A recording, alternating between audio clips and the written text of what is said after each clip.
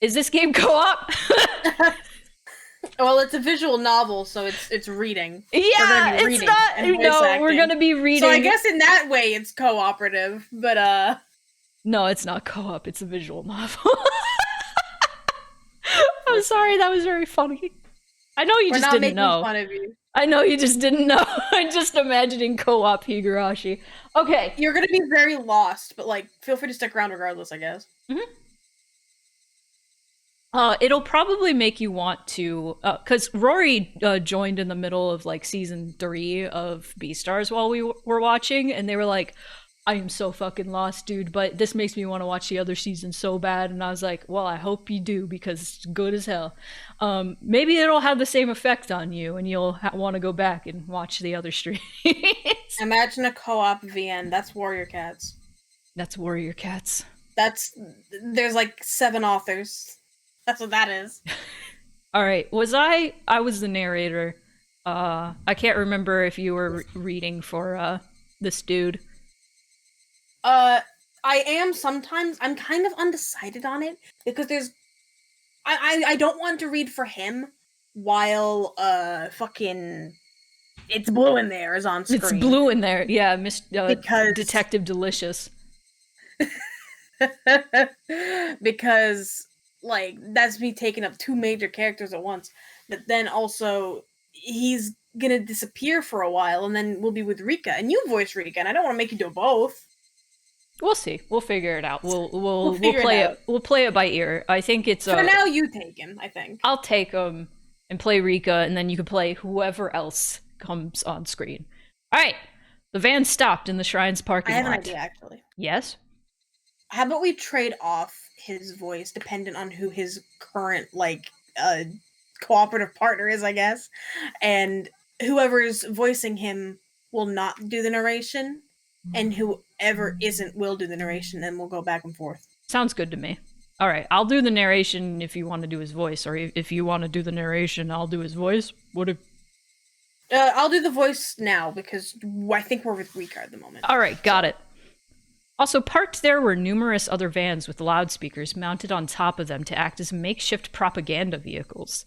On the side of each vehicle was scrawled, "The dam project must be demolished. Defend our homeland to the last. No Oyashiro-sama's anger," or a slogan of a similar kind. They gave the feeling that, even without using the loudspeakers, there was enough to overwhelm any onlookers. Vertical banners were erected in various places. The contents of those banners were similar. They were all objections against the dam, or crude insults towards the government. There were horizontal banners, placards, and so on and so forth. They proclaimed that, without a doubt, this was the headquarters of the Onigafuchi Guardians. For Rika-chan, however, this hectic place was also her home. We've arrived. I'm home. She's so close. She's so close! Rika-chan crawled over my lap and exited the vehicle first. Makino had noticed that I was looking at protest banners. Makino. The shrine also has the offices of the anti-dam movement. For you, this probably brings back memories of the anti-security treaty conflicts back in the day.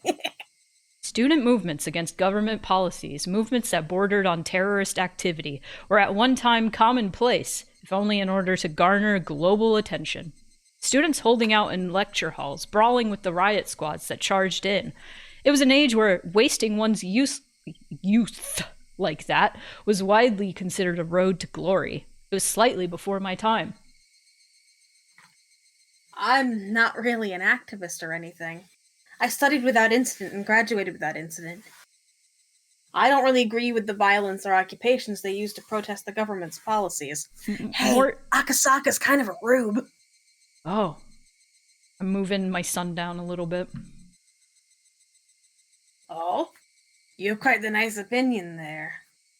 If you have an opinion on a policy, vote for the candidate who shares your view, or enter the political world yourself and assert your beliefs in a lawful manner. That is the foundation of democracy. I don't think that's something you should challenge with violence. For a youngin', you have some fine beliefs. Saw that feeling of respect reflected in Makino's eyes. At that moment, something tugged at my sleeve. I have no idea what Akasaka is saying. Rika-chan, feeling like she was the only one who didn't understand the conversation, had a look of displeasure on her face. That expression was so charming, I had to keep myself from grinning like an idiot. It's often said that a father wants to spoil his daughter rotten. I think I understood that feeling very well. Sorry. It was a little bit hard for Rika-chan to understand, wasn't it? Japan is a peaceful country, so you have to argue your point in a peaceful manner. You shouldn't resort to violence, in other words. No matter how much I explained, a girl who was just boasting about being able to carry digits over when adding things probably wouldn't understand. It probably wasn't something to talk about in front of Rika-chan anyway. So then, Akasaka, how do you think we should keep our village from being flooded by the dam? Interesting expression. Even if I regretted my careless words, it was too late now. Here I was, at the main headquarters of an organization, telling them their way of doing things was illegal. Preaching that violence was not the answer. A complicated feeling had mixed itself in with the respect in Makino's gaze. It was then I finally realized. It wasn't that simple. There wasn't a soul who would argue that what I was saying wasn't correct. Using violence to get one's way was something that everybody knew you shouldn't be proud of. However, right now, Hinamizawa was in a predicament that couldn't be overcome with peaceful means alone. The legality of the Hinamizawa Dam project, through the efforts of the various propaganda campaigns enacted by the Onigafuchi Guardians, was being called into question. If they further strengthened their campaign, they might be able to suspend or change the construction plans. But that was at the most just a possibility. If the government proceeded with the construction as planned, it wouldn't be long before this place was at the bottom of a lake. Allen Lake. If it wasn't for the unrestrained resistance of the residents of Hinamizawa, this place might already have been underwater. We can't live anywhere else other than here. We can't live in the city. The words of this remarkably young girl were all too accurate, carrying with them the screams of the hearts and minds of the residents of Hinamizawa. Of course, there was nothing I could say to respond to that. I could only respond to Makino and Rika-chan's heavy words with silence. I'm sorry. This isn't a problem that an outsider should just lightly poke their nose into, is it? I apologize. Makino, unsure of how to reply for a while, could only laugh pointlessly. It's nothing that concerns guests that make their home somewhere else. If you enjoy it here, please tell all your friends that Hinamizawa is a wonderful place. Please. If word spreads to dozens, maybe even hundreds of people, then that ridiculous plan to submerge this place at the foot of a dam will eventually fall apart. He followed that with a smile that said, please don't think much of it. Please don't think much of it. Makino letting me not worry that much really was a stroke of good fortune. Becoming infatuated with the idea of making friends with a little girl had made me completely forget my apprehension at being in enemy territory. Being reminded of this right before I was going to step foot into their headquarters might have been a good thing.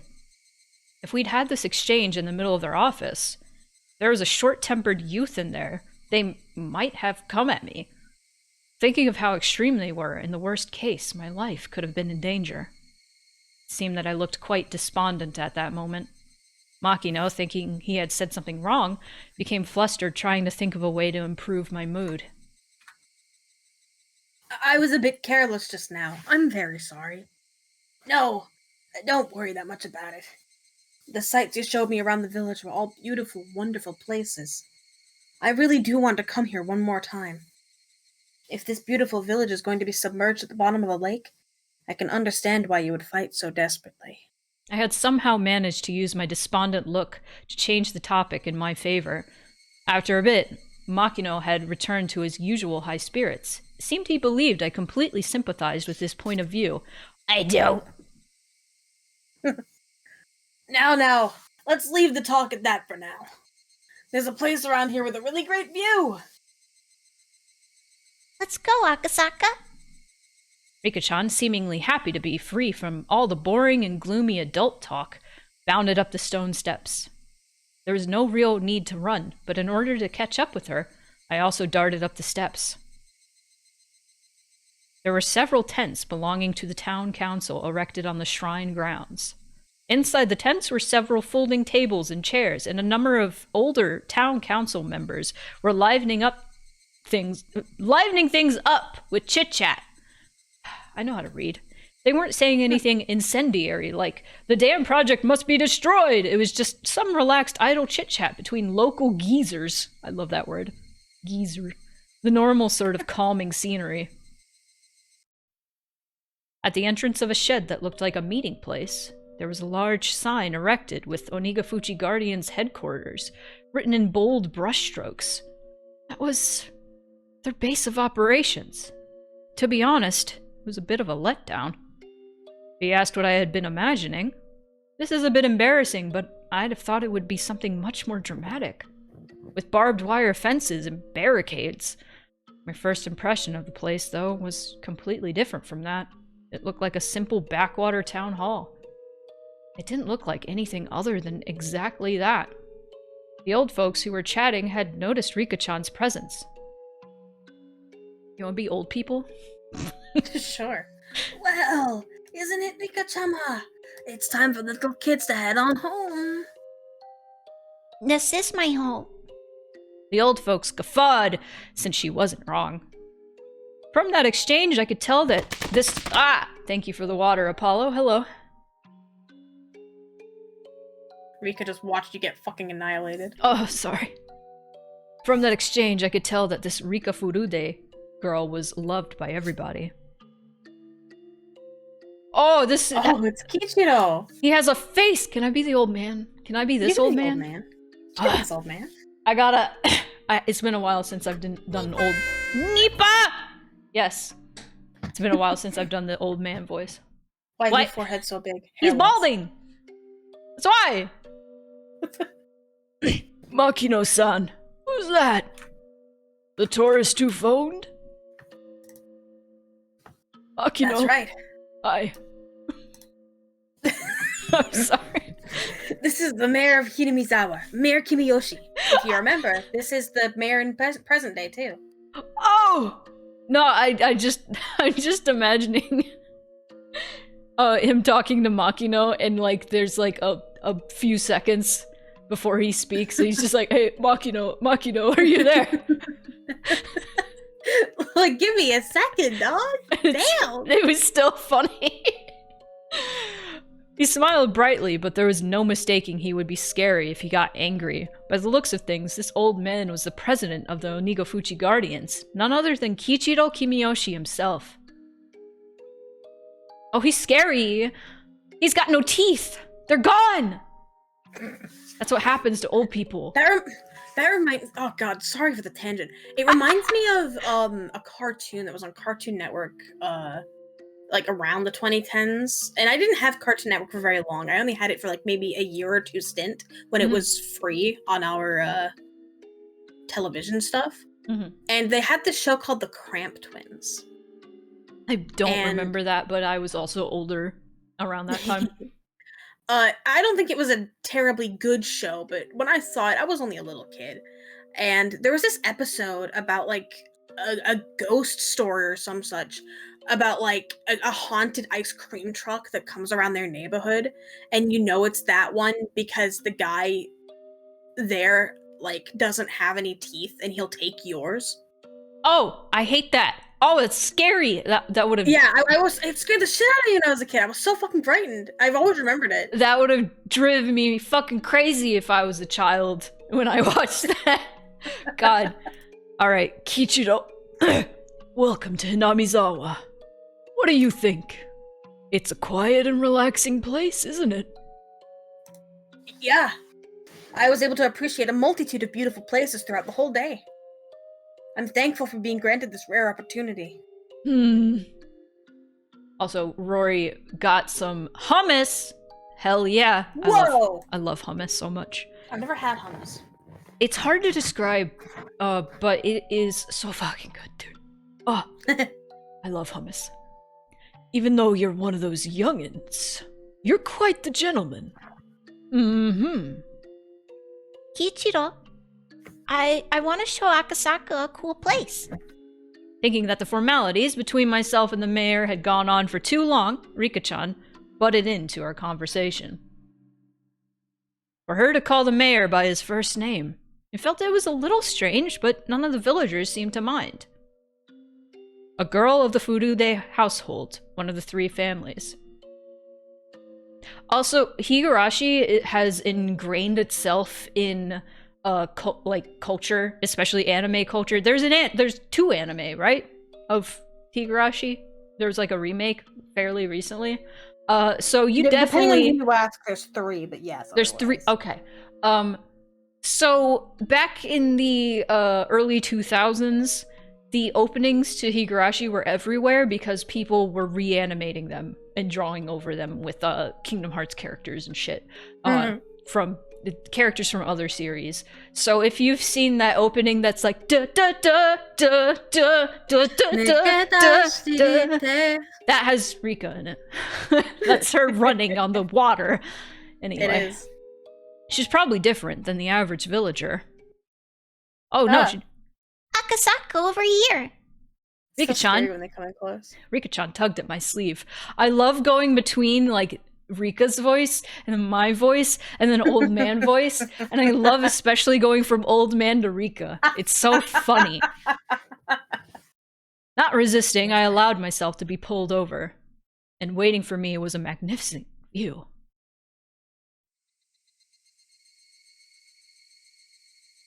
This is amazing.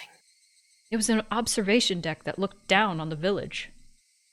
They, knowing that this was the best view in the entire village, kept quiet as I stood there, awestruck. I was holding a camera, but I'd completely forgotten to even glance through the viewfinder. This view, no matter what kind of film it was printed on, it wouldn't be able to show everything. If there was a way to explain it, it would only be what I would be able to put into words. It was just a breathtakingly spectacular view that I struggled to find a comparison. For a while, I was left awestruck. I could only stand there and wonder. It is a pretty picture. It's almost 1-to-1 with the Shirakawa Go view. Yeah, no, because a lot of these backgrounds are just traced over. Yeah, from Shirakawa Go, 100%. Cool breeze helped abate the heat rushing through my body. That comfortable sensation also left me speechless. Rika-chan, who had been holding onto my sleeve the entire time, spoke. This is my favorite spot. As she said that, she showed me another adorable smile. That smile seemed very fleeting. If you ask why, that was because the view from her favorite spot would eventually be submerged under the deep green waters of the dam reservoir. I just can't believe that this village is going to end up at the bottom of a lake. I said it quietly so that only Rika-chan could hear it. I regretted it as soon as I did, for those words were all too cruel. However, Rika-chan didn't let them cast a cloud on her expression. In fact, she replied with a smile. It won't sink. The dam project will definitely go away. It was just like a little girl to say something like that. There was no basis for her saying so. It was just her wish. Akasaka, do you think that this village will be submerged? It's not that I want it to be. I knew how important the dam was. I knew that it was necessary. I just didn't want to recognize the sacrifices that would be made. I agreed with the project in general, but couldn't agree with some of the details. But if it meant that this girl's beloved scenery wouldn't be taken away from her, I might be able to object to the dam. Only just because of this one girl. I might be able to ignore the interests of the nation, the development of Japan, all for the sake of one girl's smile. I mean, that's what he said. I'm not really much of a humanist, but how sentimental of me. It won't be submerged, because the dam project will soon go away. Her words weren't just hopes and dreams. Sorry.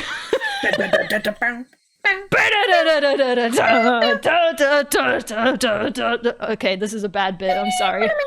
No, you're fine. I like it. In fact, I'm gonna clip it because I'm a nerd.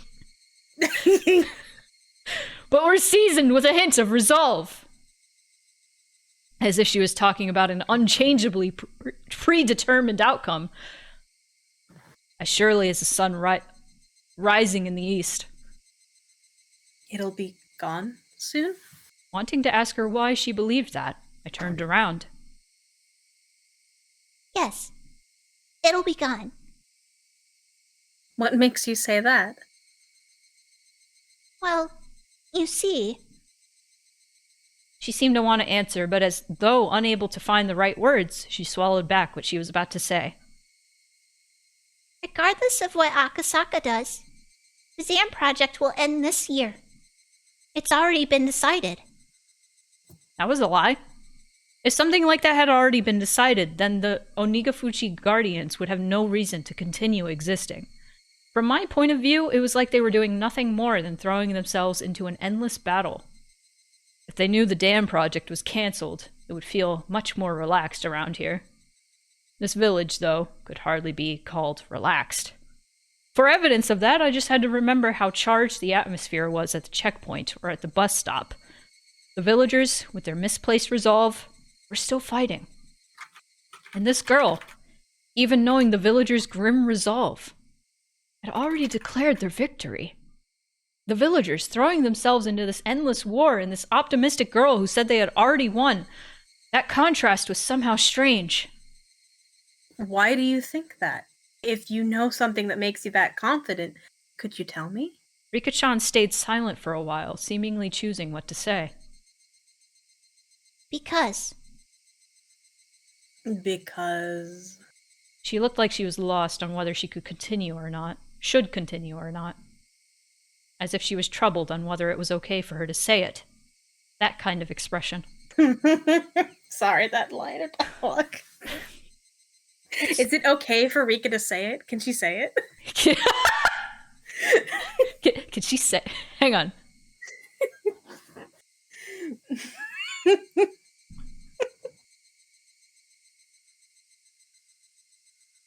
I had to screenshot it. I'm gonna send it to you. Thank you. And I'm gonna screenshot her face.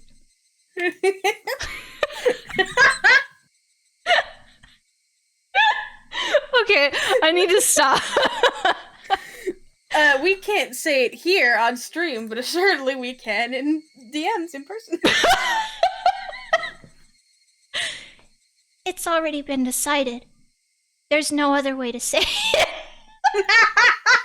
No, this is a really serious moment. We can't. What have I done?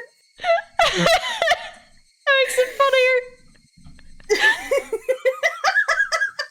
Pointing directly at us. There's no other way to say it. Oh. Okay. It's already been decided.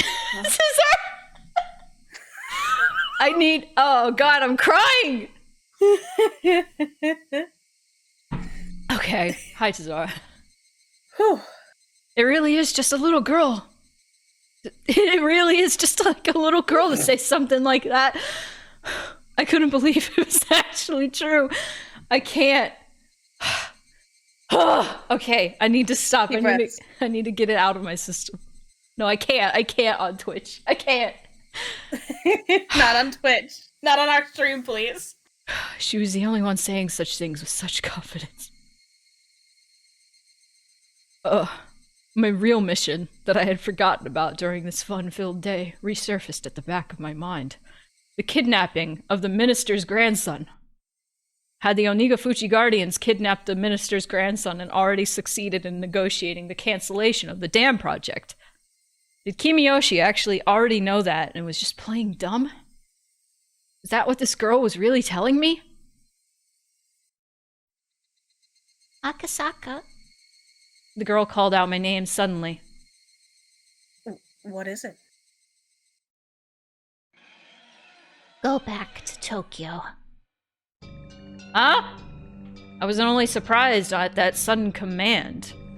Ever since I came to this village, I had never once mentioned I was from Tokyo. Well, based on my accent, she might have been able to guess where I was from. What was I getting so worked up over? It was probably the sudden and complete change in her demeanor.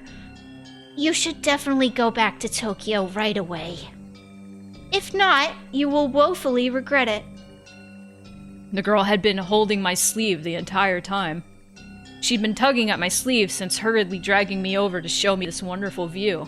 But this was the adorable Rika-chan who I'd spent the entire day with.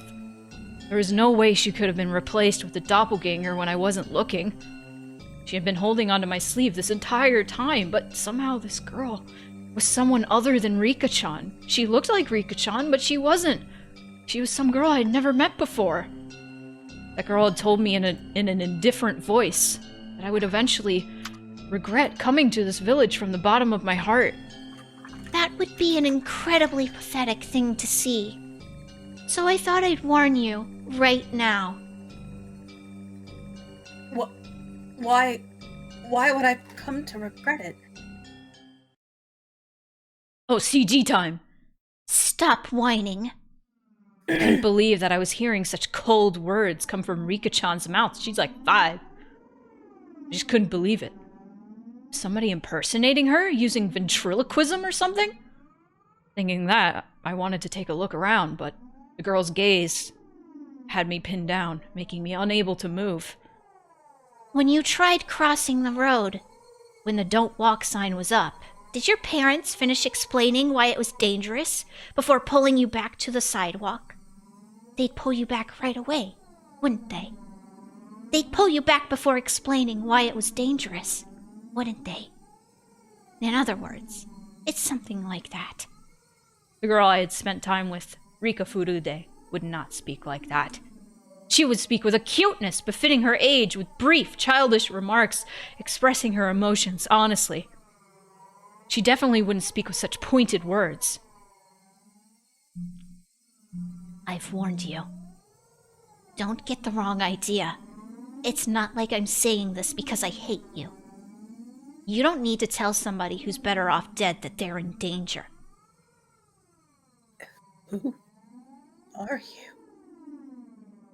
You're not Rika-chan.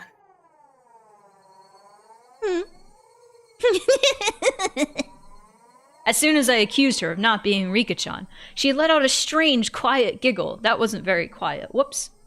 You could have known. It was a laugh not befitting a child of her age. It was like she was possessed by something. Her change was just that total and complete. Was Rika-chan being attacked by some terrifying phenomenon? That occult idea came to mind without any sort of hesitation.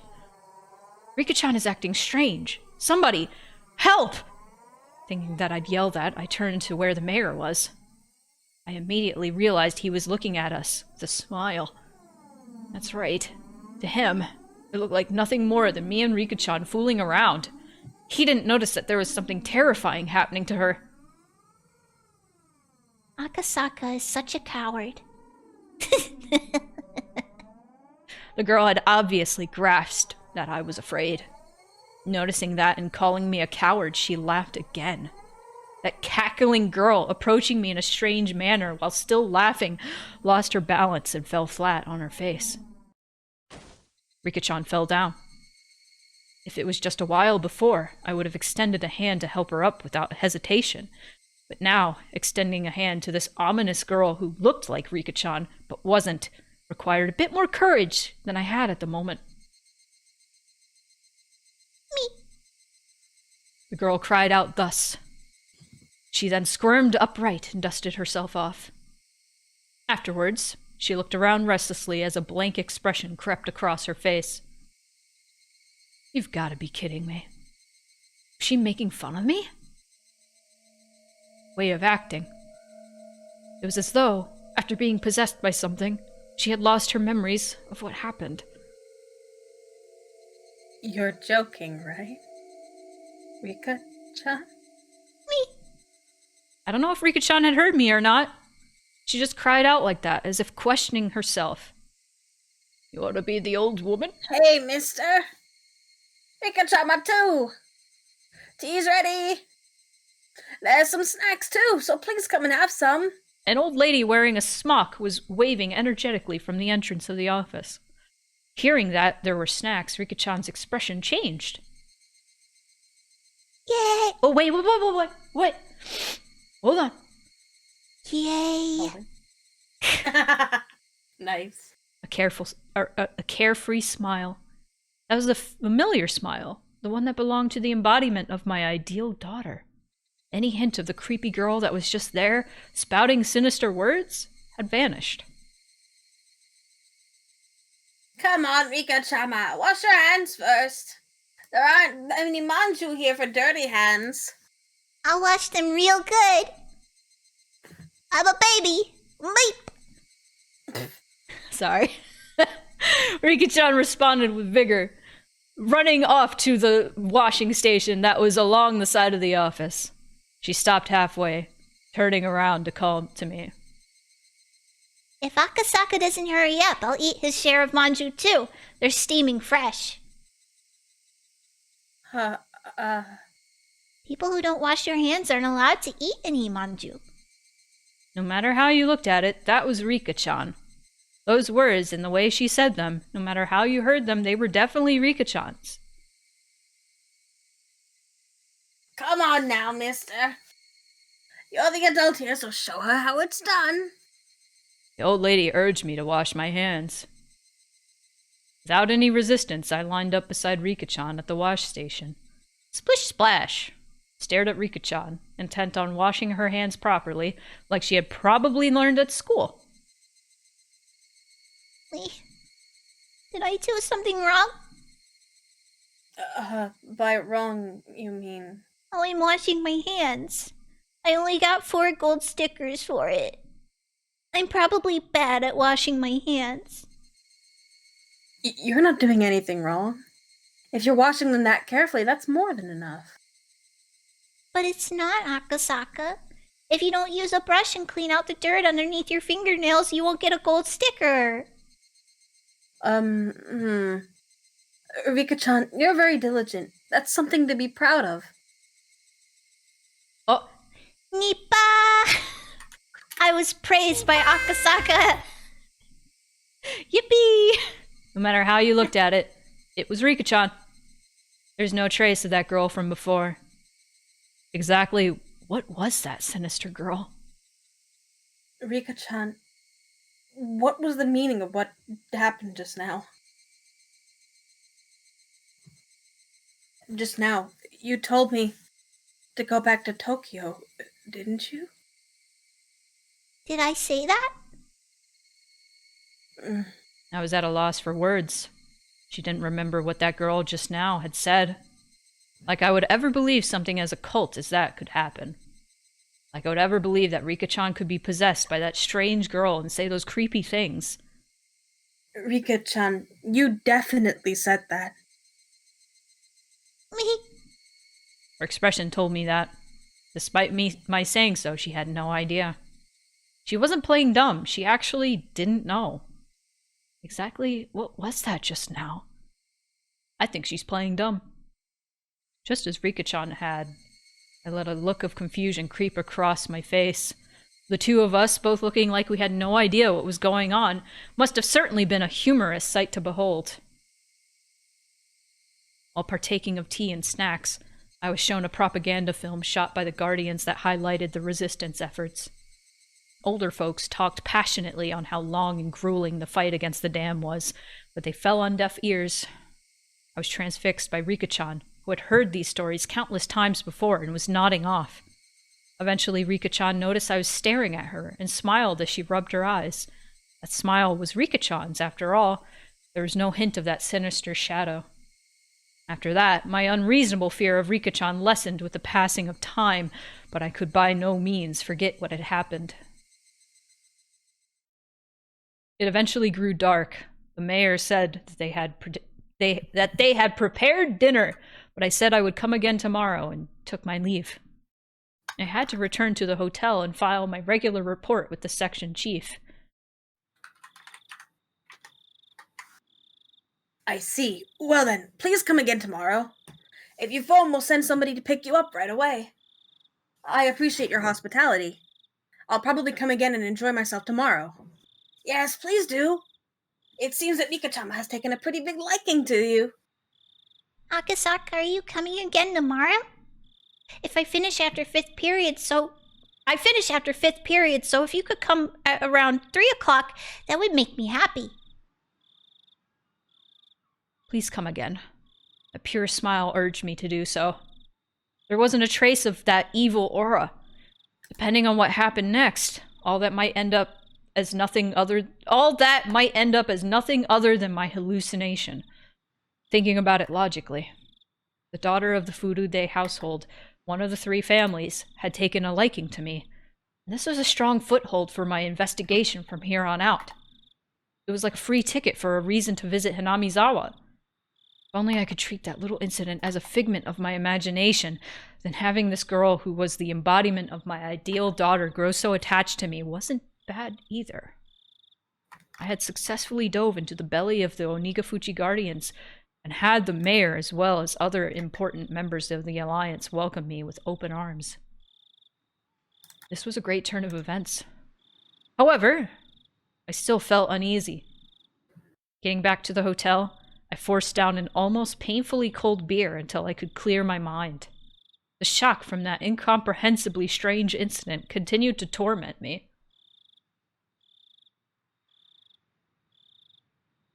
Ominous. It's fine, probably. Ominous. Ominous. Scary. So, what do you think? What are you thinking? What are your thoughts? Okay, I either think Rika's playing dumb, and she does remember saying that, or she is literally being possessed by Oyashiro-sama.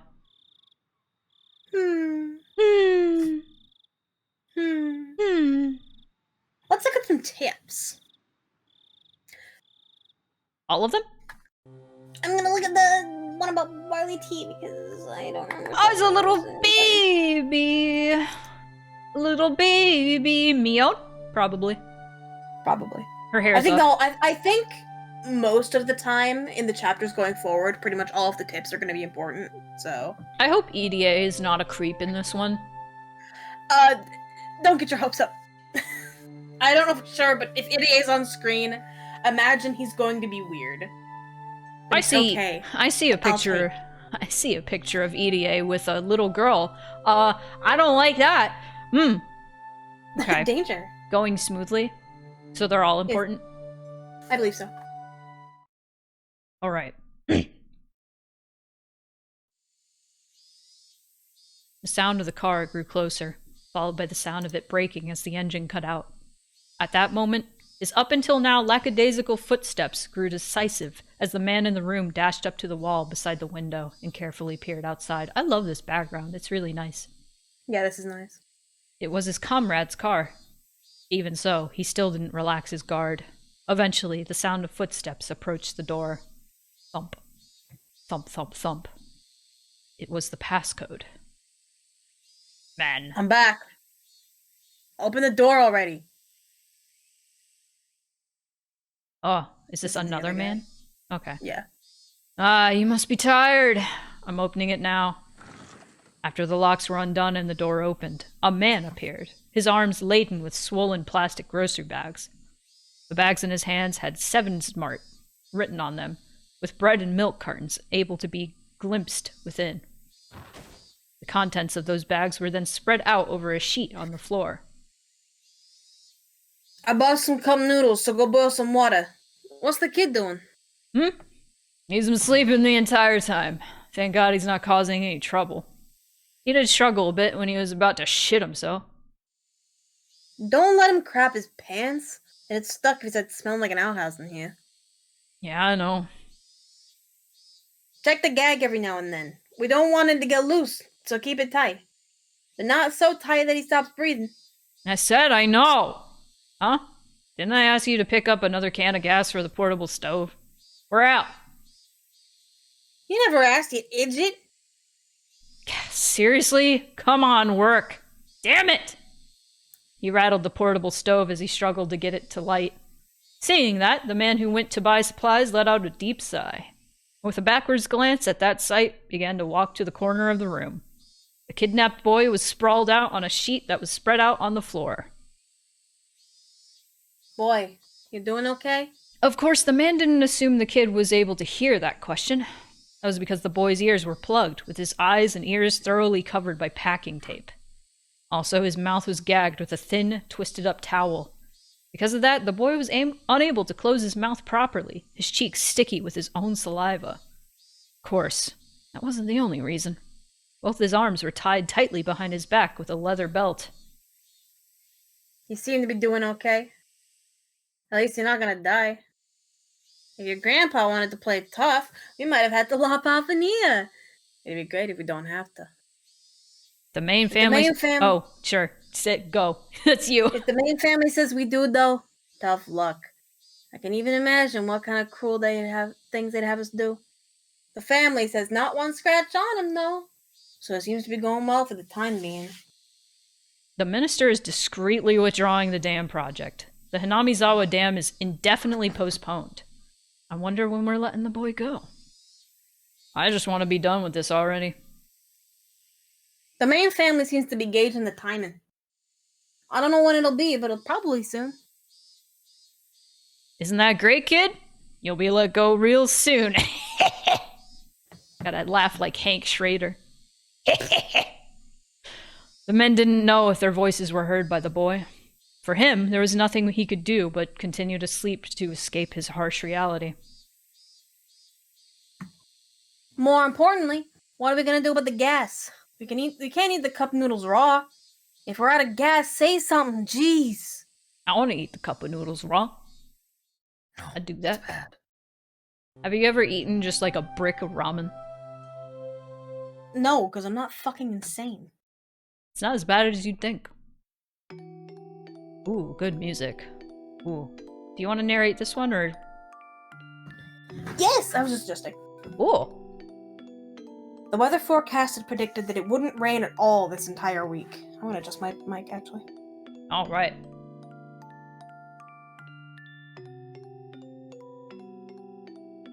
Adjust.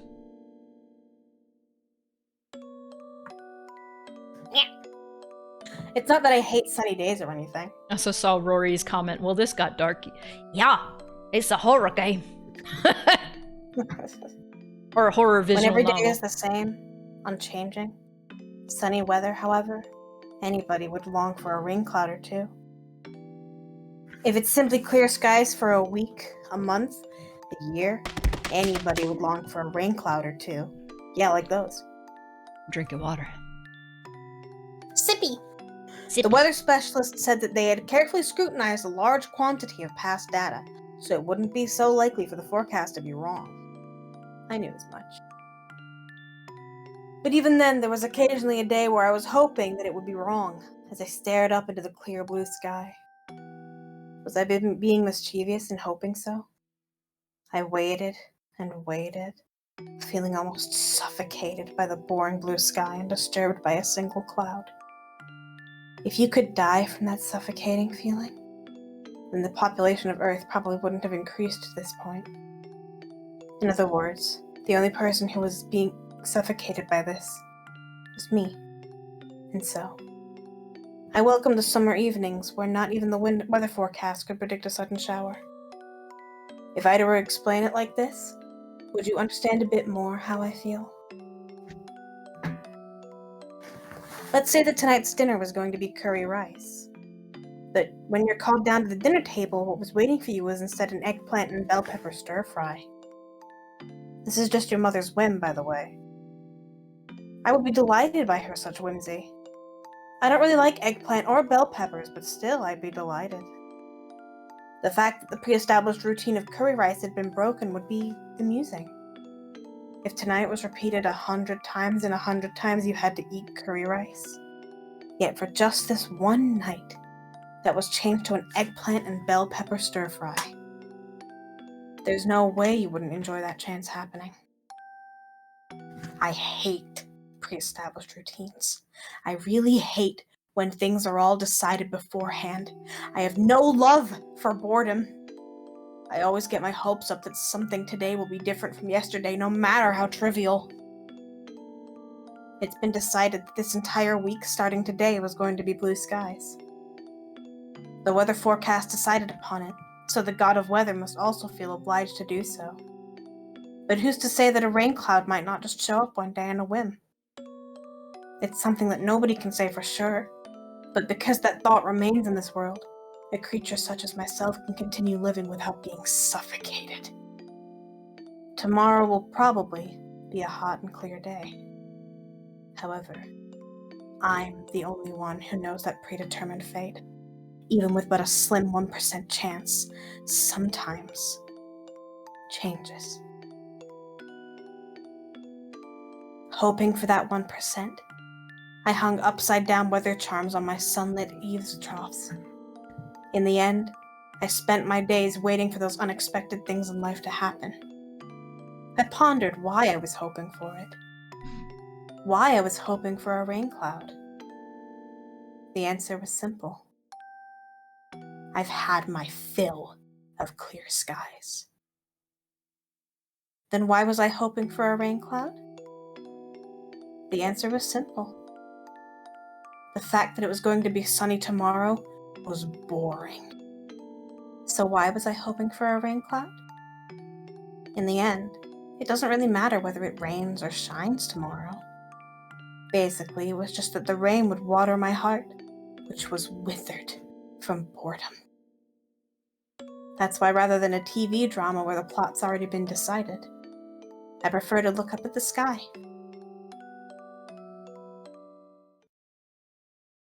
Beautiful. Okay. Ah! I'm gonna snooze this. Yeah, I was hovering over it.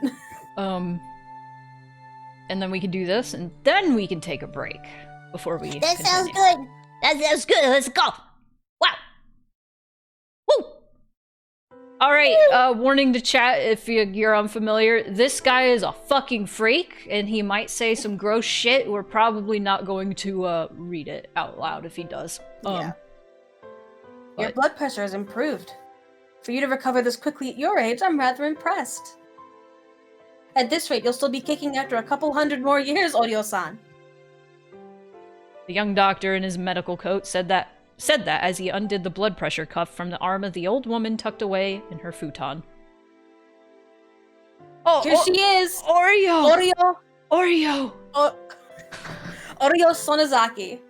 Oh, can I be Oreo? You can be the old lady, the oldest woman on Earth. You're a very good physician, Dr. Irie. If a persistent old fart like me doesn't hurry up and die, I'll just be in the way of you young folk.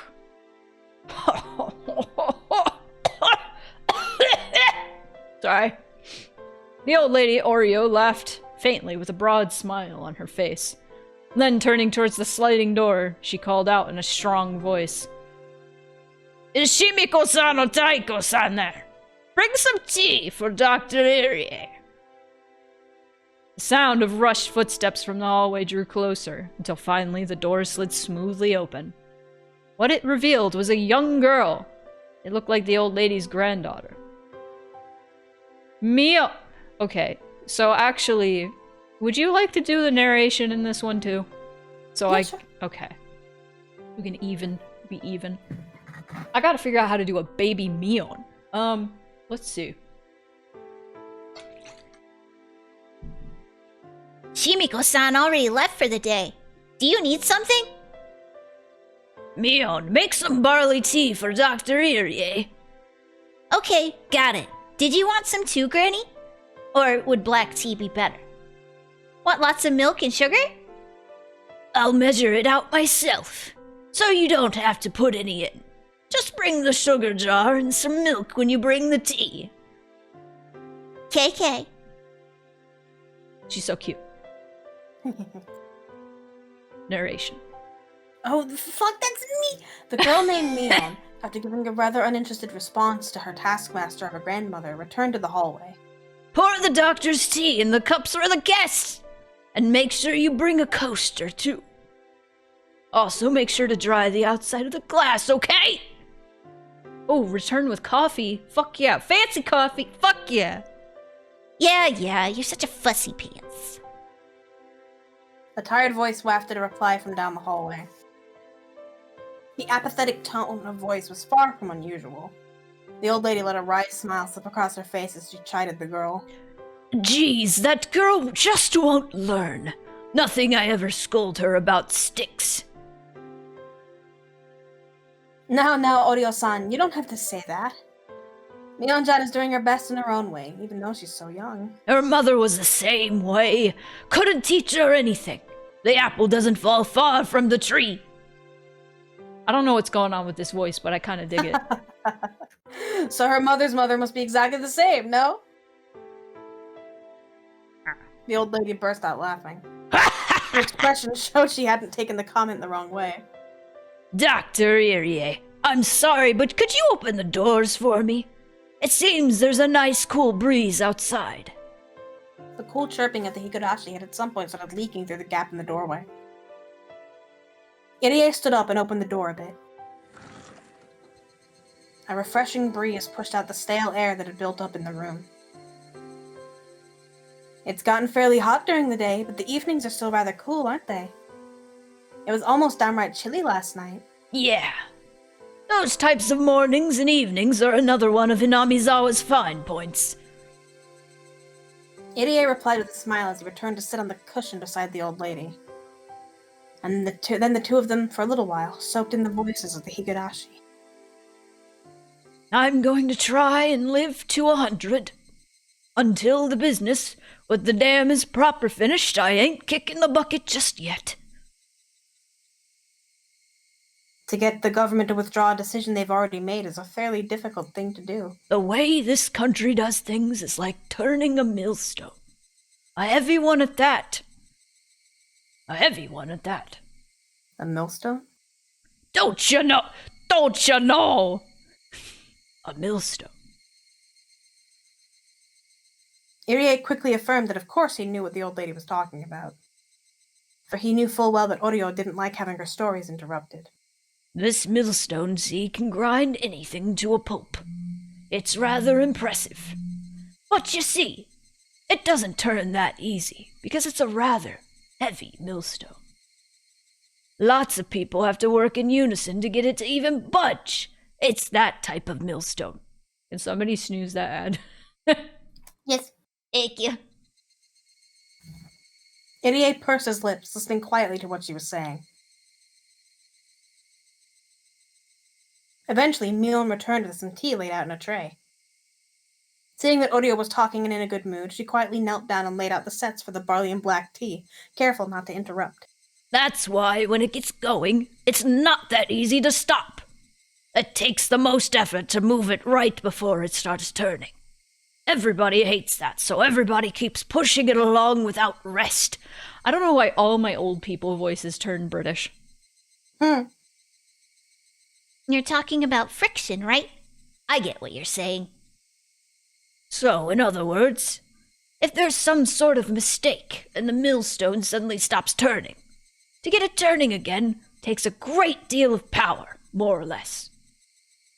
Certainly, to get a project that's been suspended going again takes quite a lot of work. I should do the the old lady from SpongeBob voice. I don't know if you've seen, because you didn't watch. I have not. So there's this episode where they're selling chocolates and there's this old lady who answers the door and they're like trying to charm her and they're like, "Hey there, young lady. We're selling chocolates. Is your mother home?" And she just looks at them and is like, "Ma!" And then this like wheelchair wheels in and there's this like basically a corpse on the wheelchair. She's like, "What? What is it? Chocolate! They're selling chocolate! Chocolate!" I remember when they first invented chocolate. It's just, Jesus. I love that. That's my favorite episode, actually. It's a millstone. No, I can't do that voice. It's a millstone that isn't easily stopped. But once it's stopped, it'll never turn again. It's that kind of millstone. It'd be nice if there was some way to get that millstone to stop, wouldn't it? When Irie responded with that, Mion and the old lady suddenly sunk into silence. Irie, instinctively thinking he'd said something rude, searched in a small panic for the words to correct himself. But that silence wasn't the result of rude words. For what crept across Mion and the old lady's face were contemptuous smiles. Oh. Dot dot dot. The Wow. atmosphere surrounding Irie suddenly froze, leaving him flabbergasted. Having their mouths move in complete silence was fucking scary. Thinking that the scornful smiles creeping across both of their faces was the result of some mistake of his, he could only grow afraid.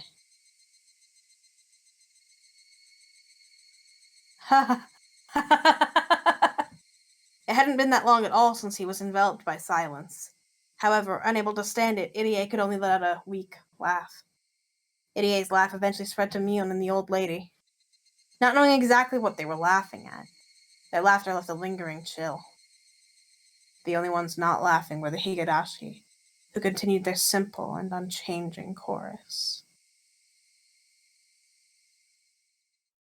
Hey, Irie, I think it's easy for people around Oryo and the other Sonozakis to forget that they're full-on Yakuza.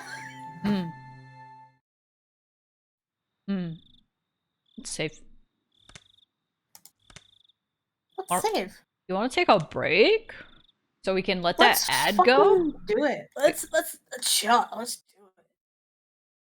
Oh, fuck yeah. I am happy. Freedom. To readdress the Rika thing. Rika is probably one of my favorite characters in all of fiction forever. That's all I'll say about that. All of fiction. Wow. No, I like fiction. She's my favorite in Higurashi. I don't know if she's like up there with my favorite characters ever though. She'll get there. The phone suddenly rang. I woke up in a hurry. The clock read 9 p.m. 9 p.m. Oh, I slept past the time I was supposed to report in. I picked up the receiver. Want to be front desk? You want me to be the front desk? Is that what you said? Yeah. Yeah, I'm happy to. Akasaka-sama, you have received a call from the outside line. Shall I connect you? It's from a coworker named Kano-sama. I knew it. I didn't call in, so they had phoned me. Sorry, please put them through. Understood. I'll connect you, so please hang up the receiver for the time being. After I put down the receiver for a few seconds, the phone began to ring again.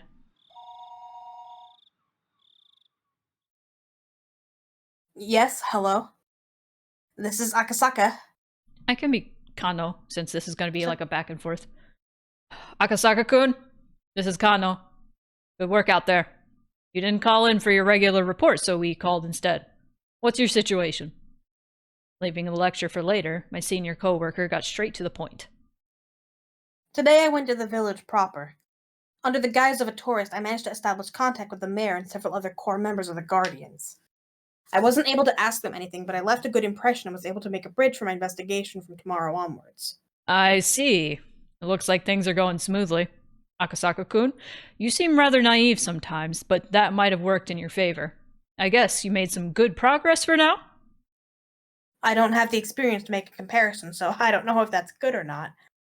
I think things went well for today, though. Did you find out anything from the prefectural or local offices? Does it look as though the Onigafuchi Guardians is unrelated to this incident? I still didn't know. I should have been able to say that immediately. I only had to say that, but for some reason, I hesitated. I'm still investigating, so I don't know what to say yet. I see. Could you let us know as soon as possible? I think you understand, but after tonight, it'll have been a full 4 days since the kidnapping happened. They didn't set a time limit, but it's obvious that time is not on our side. I think you know that. Yeah, I know. I'll investigate a little quicker, while still being careful about it. Okay. Be sure to look after yourself. You're dealing with a violent organization here. It might be dangerous to let your guard down. If you feel that you're in any danger, contact me immediately. In that case, I can get the local public safety office prepared to help you. I just need to say, as a little aside, I hate, like, fuck cops, ACAB, but I hate how much I really love stories about cops. Like, I love detective stories. I love things that like follow like cops like trying to get down to business with like a case, trying to follow a case. And I love that shit. I love that shit so much. That's why I like Breaking Bad. That's why I like Death Note. That's why I like murder mysteries. I love that shit so much, and it pisses me off. Ugh, detective stories and crime stories are fucking fun. I like reverse murder mysteries most, though. I also think there's a difference between the idea of the detective and the institution of the police. Yes, absolutely.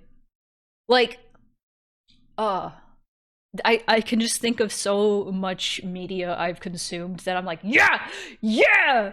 Like, but it's even better if they have, like, commentary on how much the police suck.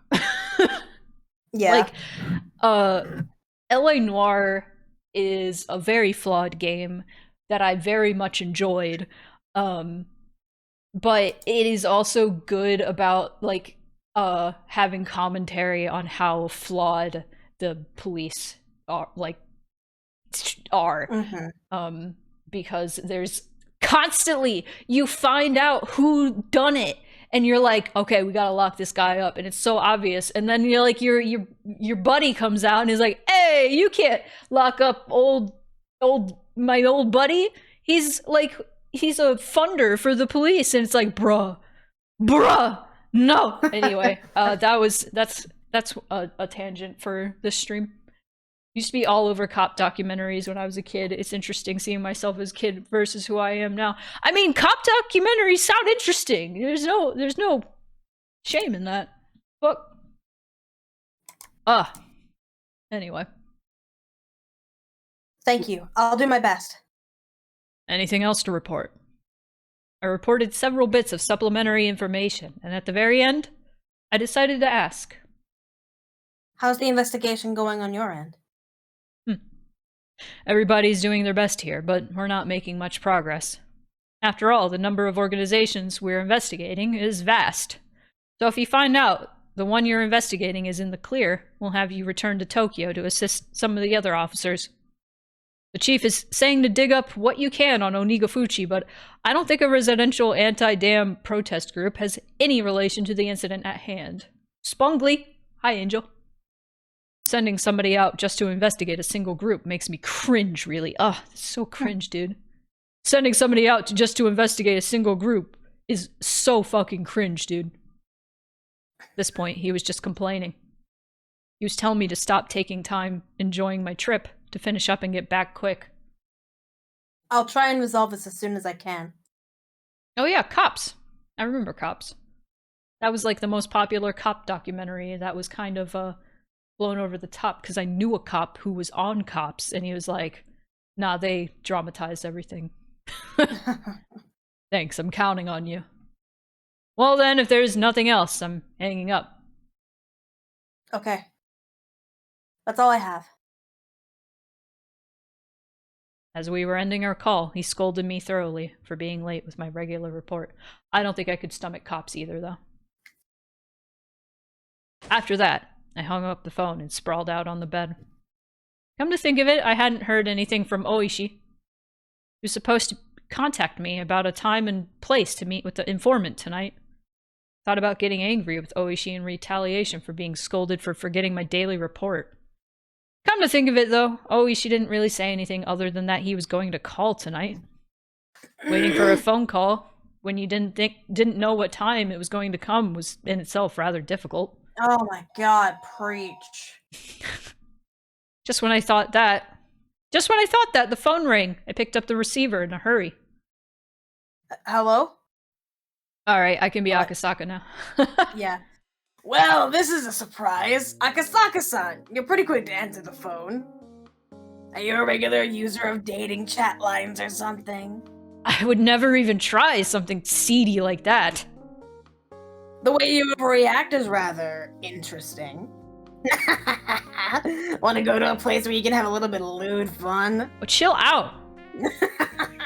I'll pass. So could you please get to the point, Oishi-san? Really? Too bad. We'll leave that for next time then. Well, I'll get to the point. You want to go to a strip club, Akasaka? Do you want to do the narration while I'm doing the voice? Okay. Many of the executives in the Onagafuchi Guardians had a lot of sway in the neighboring regions. God, every so often I have to like stutter myself because your tail flicks over the fucking text. I'm so sorry. No, No, it's fine. It's so funny. Stop it, tail. Stop it, tail. Even in Okinomiya, there were a lot of people with relations in the village. I'm sorry, I am always nervous. I always have anxiety, so my tail won't stop. It's okay.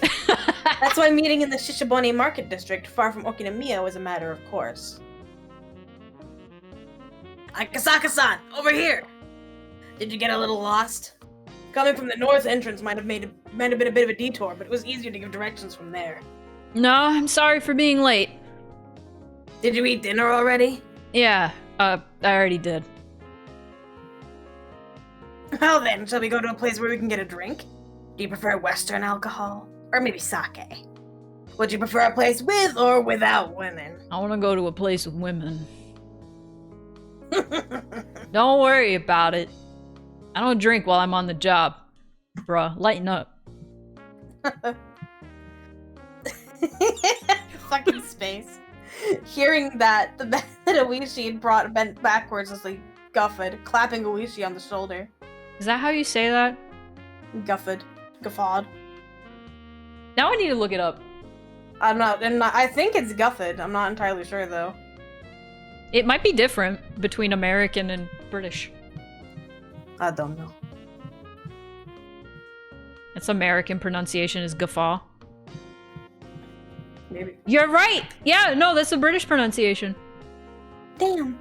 The American pronunciation is guffaw. That's such a fucking guffed.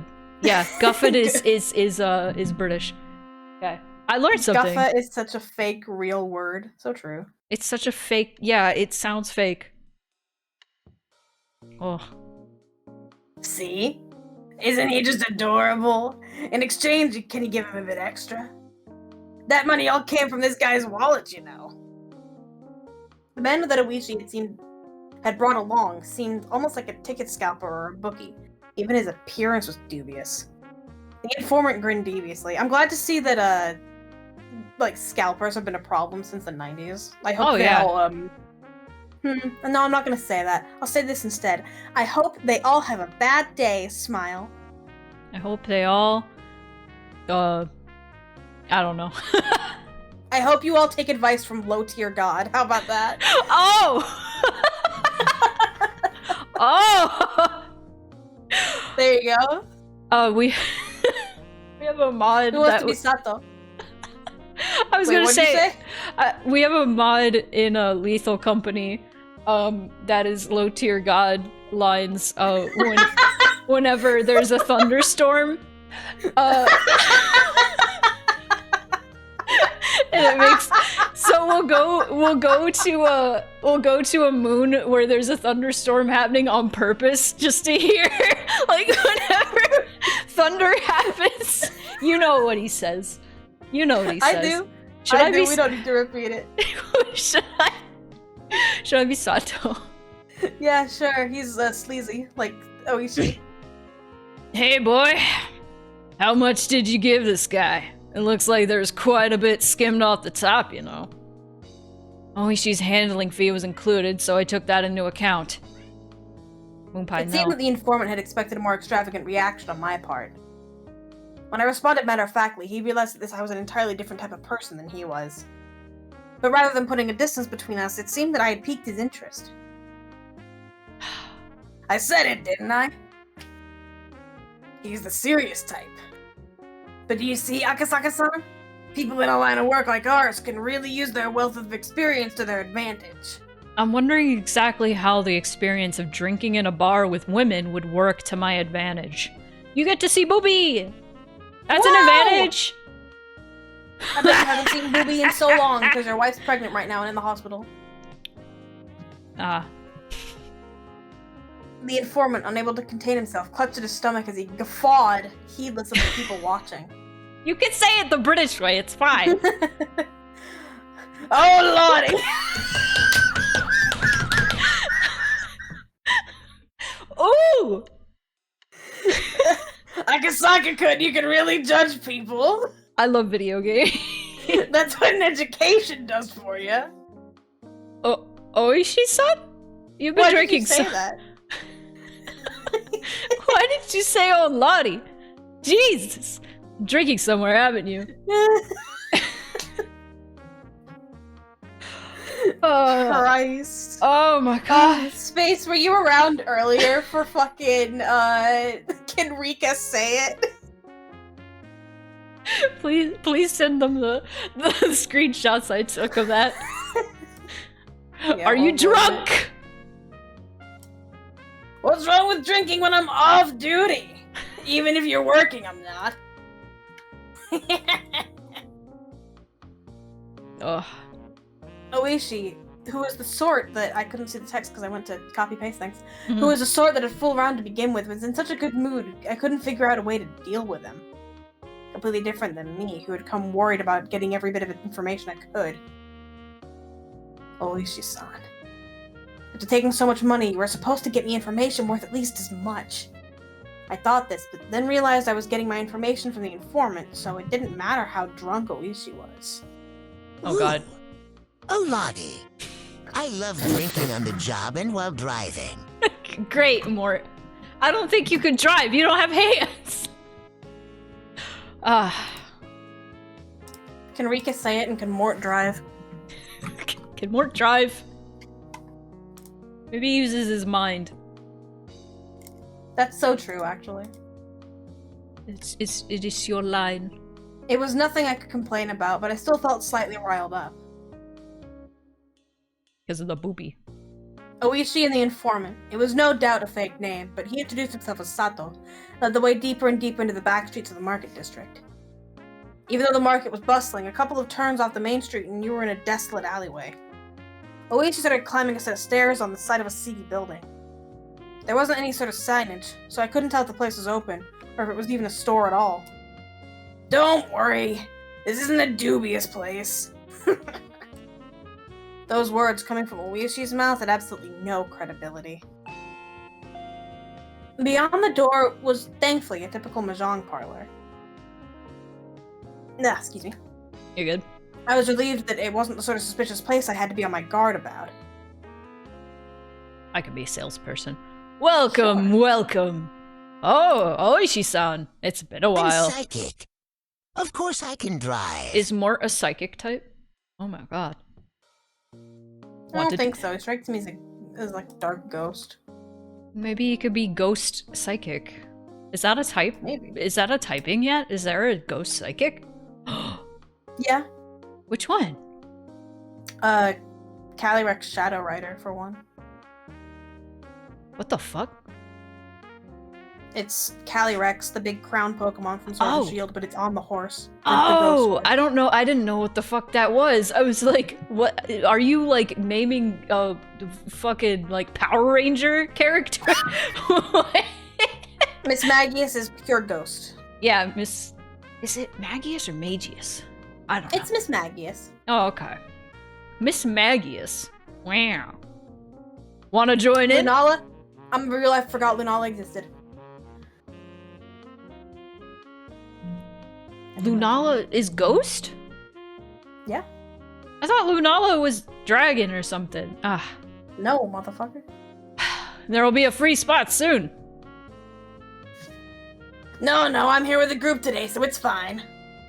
Oh, sorry to keep you waiting. Oh god, when Oishi said Lottie, I fucking slapped the arms of my chair so hard that my hand still stings. No! No, whenever like something makes me like laugh or get excited, I have to slap my chair. We know this. Mahjong is a game played with 4 people. It seems that a middle-aged man who was going to be our fourth had already arrived and was waiting for us. Unfortunate phrasing that does not hold out in this day and age. Oh. I could totally Oh, drive. she's 4th. If I wanted to. Carrie Underwood originally wrote Jesus Take the Wheel about me, but Yeah, it didn't what- fit into the meter of the song. So now I don't DD out of spite. So, Mort, take the wheel. That can work. That could work. Ah, you're late, Coraldo. Coraldo Sturaifu. I was just thinking of going home. At least she made an excuse for why we had taken so long. Eventually realizing that I was a new face, the other man grew interested. That's Akasaka-san. He's a rookie who came all the way from Tokyo on an assignment. They have high hopes for him. Boy. Boy. Boy. Can you play Mahjong? Well, I played a bit when I was still a student. Sato and the old man cackled in unison. Their plot to sucker me out of my money was painfully obvious. I thought you'd be a bit tired from your assignment, leaving you on edge all the time. So I thought I'd give you a night to cleanse your spirit. I know asking this now might be stupid, but we're all police, aren't we?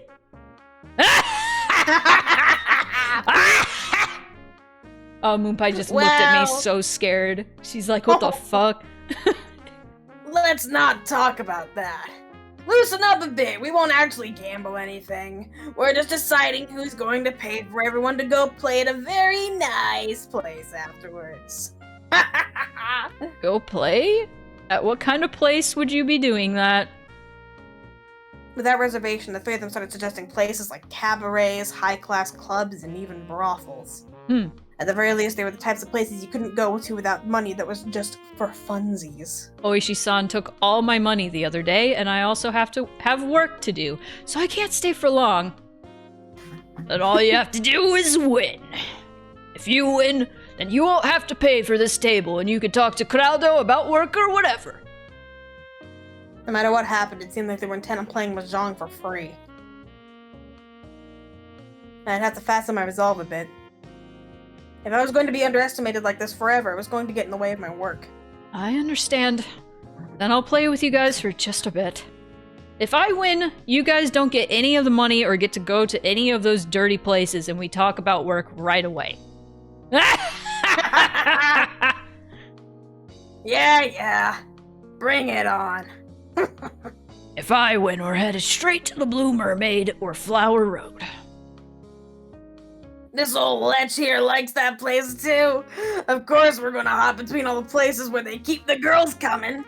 Akemi-chan! What about you, Sato-san? I'd prefer a place where we can drink quietly. Like a nice quiet place with a bunny girl? Oh, baby. The last time we went drinking, you pulled the tail right off that bunny girl, didn't you? Uh-oh. Didn't you end up having to pay for that? The owner started a bottle of Dom Perignon on my table and called it a tailoring fee. That's a really expensive wine. What a lively table this was. I could tell the other customers were glaring at us while we loudly continued our crude conversation. Speaking of which, the fact that they assumed I was the same was a bit disheartening. At least she had taken all the money I'd brought, so everything I had left was out of my own pocket. In addition, there wasn't that much left of that either. If I kept on hanging around him like this, through his goading, my wallet would disappear into the night. I had to somehow win and return the conversation to my job. These people, no matter how you looked at it, were pretty good. Sorry, Yuki. You're pretty good. Oh, the penis music. Well then, I'll just call Rishi here. Well, the old man and Sato-san probably won't fall for his silly Rishi. Hope I got him to sneeze. Or I'm allergic to shitty games. Ah! Ugh. I hate Mahjong. I wonder if Agasaka-kun will spit out what I need, Mufufu. Mufufu. At any rate, Coraldo's hand is probably holding something like that, huh? In that case, this would not go through. There! Who's noontide? Oh, you said that so good. Wow. What does that mean? Gesundheit. Oh! I understand. Oh, the old man's pretty good. He's quietly trying to use one of my safe tiles to complete his hand, isn't he? It seems that Akasaka-kun has at least learned the ropes when it comes to guarding against someone's Rishi. Is Ryukishi, like, that's his name, right? Yes. Is he just, like, really into, like, Yu-Gi-Oh? Or some fucking, like, some game show bullshit? Not even game show, like, because he has these sorts of scenes in, like, every chapter of Higurashi. I don't know. I don't know what his deal is with board games. He's... Oh, man, imagine narrating D&D Higurashi. Fucking Neon's like, that's right, my orc barbarian will easily flatten your stupid elf or some shit like that. Yeah, no, it would go on for like 3 hours.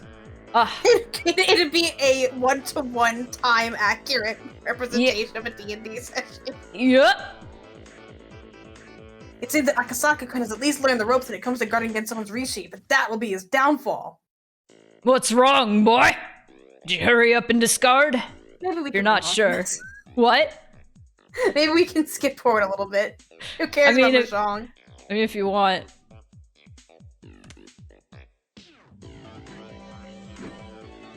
Mahjong. Anyway. Like, I'm not playing it in Yakuza, and I'm not playing it here. Fuck you. Senpai, no ten. I don't know anything about Mahjong! I don't know anything. My mother loves Mahjong, rest her soul. Ugh. Remember when we said that stuff was happening? Yeah. There's stuff happening. I don't know how to play Mahjong. Stuff was happening, and then Oishi dragged us into Mahjong hell. Can we go see boobies now? Oh, whoa! Oh, there he is! There's Akasaka! Whoa! Oishi-san, looks like you're going for the bamboo tiles. Should I put some in play? Oh, this sucks. Let's keep going. You love gambling? Then go gambling, motherfucker! This isn't gambling, this is watching someone gamble. It's not the same. It's not the same. Do you go to fucking Vegas just to, like, put your arms behind your backs and stare at the tables? What is that name for, like, it's an Italian word for, like, old men who watch, like, construction happen, but it's I know a game. exactly what you're talking about, I don't remember what the word is. Mahjong can be exciting. Yeah, maybe if you're playing it. You know, it's that bathroom from the baseball. Oh my god, it is! Every bathroom in Japan looks the same. Every bathroom looks the same. You know what? Like, it's not a horror VN, but someday I would like to play Phoenix Wright. I don't think I would stream it, though. Oh, Phoenix Wright is so good! Me and Space are going through them. Slowly but surely. I love Phoenix Wright. Once the penis music is over. Rishi, whatever. Oh, somebody pointed out, like, the Mind Palace, thing in Alan Wake 2. Whenever I, you know, jump the gun and try to do something before I, you know, finish it in the Mind Palace, reminds them of in Phoenix Wright when you figure out, like, the solution to something and the game, like, penalizes you for trying to communicate that in the game. Like, I figured it out! No, I fully understand. Like, when you figure out what the solution is before the game wants you to. Yes. It sucks. That's such a thing in games that I hate so much when it happens. While we're here, I can talk a little bit about Oreo. Oreo looks very different here than she does in the anime, which is not typical. A lot of the characters here have very anime accurate designs. Oreo looks completely different. And I think that's because her anime design happened before the one from here, because she didn't have one in the original VN, I don't think. That's interesting. Anyway. The penis music is done, so. Akasaka-kun suddenly sneezed, collapsing the wall of tiles in front of him. Who's supposed to be narrating now? Me, because Akasaka's talking to Oishi. Or with Oishi. No, I mean, who's supposed to be, like, who in the story is Oh. narrating. I think it's just the general narrator. Oh, interesting. Omniscience narrator. The omniscient narrator. Hey, what are you doing? Sorry, I accidentally knocked over the wall when I sneezed. There's a penalty for that, right? I'm the dealer, so 4,000 to everybody? Or should I pay a deposit? Unable to hold back, I guffawed. Oh, it's Oishi! Akasaka-kun, knowing he was going to be cornered a second time and unable to escape. He took the drastic measure of knocking over his own wall. You're good, boy. To get away from a full payout like that. Oishi-san, could you not bother putting me in such an obvious trap? If we were at Baba is me, Baba is you. This would have been the point where I flipped the table. Oh, no, sorry. I underestimated you. For some reason, you're really good, aren't you? Answer me honestly. You got a lot of experience when you were younger, didn't you? I played quite a bit around Waseda and Takadano Baba. Place I frequented banned me from winning too much. Made the woman who would become my wife pretty angry, so I washed my hands of it all. Raise the stakes too high? How much were you playing for at that time? It depends on who I was playing with, but I had an almost perfect record playing in Kabukicho. Especially since when I played against a certain crowd, my life was on the line. 20 times? What kinds of stakes were those? Did you have yakas at your table? Or pro baseball players? What's this? Geraldo! You buffoon! Where did you pull this guy from? He's practically a professional. I give up. Jeez! Boy, it's your win. Okay, boy, it's your win. I surrender. I'm just saying that like a fucking southern old man. Boy! Boy. Get over here, boy! Thank you very much. It was an honor. Oh my. Akasaka-san, your personality really changes when you play. Why do you even have a day job? You have no problem living as a freelancer. To be a pro mahjong player, you need both talent and luck. I didn't have anything like that supporting me. Luck is luck. With somebody of your skill, I'd think you'd be able to make it pretty far. Normal luck doesn't cut it. Calling a con in 1 time out of 3, you can aim to win on the extra draw with 4 Dora. That kind of luck, I don't know shit.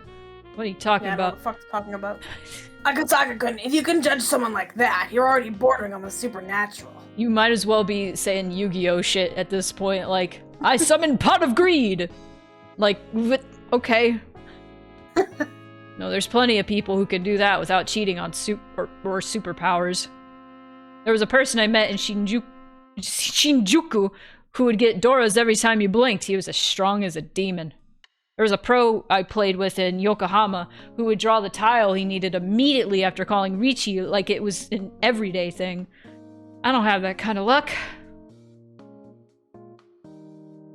What type of folks were those? They weren't named Ryo or Satoshi by any chance. Satoshi? This is a reference I don't get. I don't understand. Well then, is it alright if I've declared the overall winner then? Yeah. We totally lost. I lost. It's been a while since I lost this big. Still, when you were playing, boy, you were pretty into it. It's kind of scary. I hear that a lot. I don't mean to change gears like that, though. Do they really look that scary? Yep. The three of us nodded emphatically in agreement. So that was Akasaka-kun, the Mahjong prodigy. Before he goes home from his assignment, maybe I could have him go play at a high-stakes table in my place. But it's not good to get greedy. Well then, nothing for it. It was a promise. We'll break up our little late-night study group right now. Sorry about this, old man. That's it for tonight. Nothing you can do. I'm going home to sleep. Wow, his name is Old Man. I didn't know that. My body won't last like this. Problems at work? Oh, he's the foreman of the primary construction site of the Hinamizawa Dam. He's butting heads with the residents every day. It's a rough business. Around next year, I might be in charge of the second site as well. I heard that Kuroda-san was pissing blood. He won't hold out much longer. You'll be alright, old man. Your skull is thicker than it looks. I'm not exactly a saint, you know. There's times that just make my blood boil. I especially can't stand dealing with that bratty daughter of Sonozaki's. I think one of these days I'm going to rearrange her face! That's a scary thing. Now. That's a scary thing to say about a child. At least the pay is good, right? I heard the wages were pretty exorbitant. Of course they are. If the pay was cheap, nobody would hang around that god-awful job. Hey, Coraldo, exactly when are the police going to tell all the villagers to shove off? There'll be a notice of eviction from the government, right? Maybe. I don't know when that will happen. Or I wonder, even. The old man, who identified himself as the foreman of the Hinamizawa Dam, spewed a few complaints until he felt better about it, then left quietly. Well then, let's go. I'll leave the rest to Sato-san. Oishi-san, are you going home? If I'm here, I'll just be in the way, won't I? Besides, the one who bought Sato-san's services was you. I didn't pay for my share. Oishi-san was kind of sketchy, but he was... Oh, fuck, I just automatically started reading the narration. But he was strangely conscientious about some things. I felt quite a bit of a gap between myself and Oishi's generation from that part of him I didn't comprehend. Then, boy. No, I can't call Mr. Mahjong here boy no more. Is Akasaka-kun all right with you? Yes. Then, Akasaka-kun, shall we go?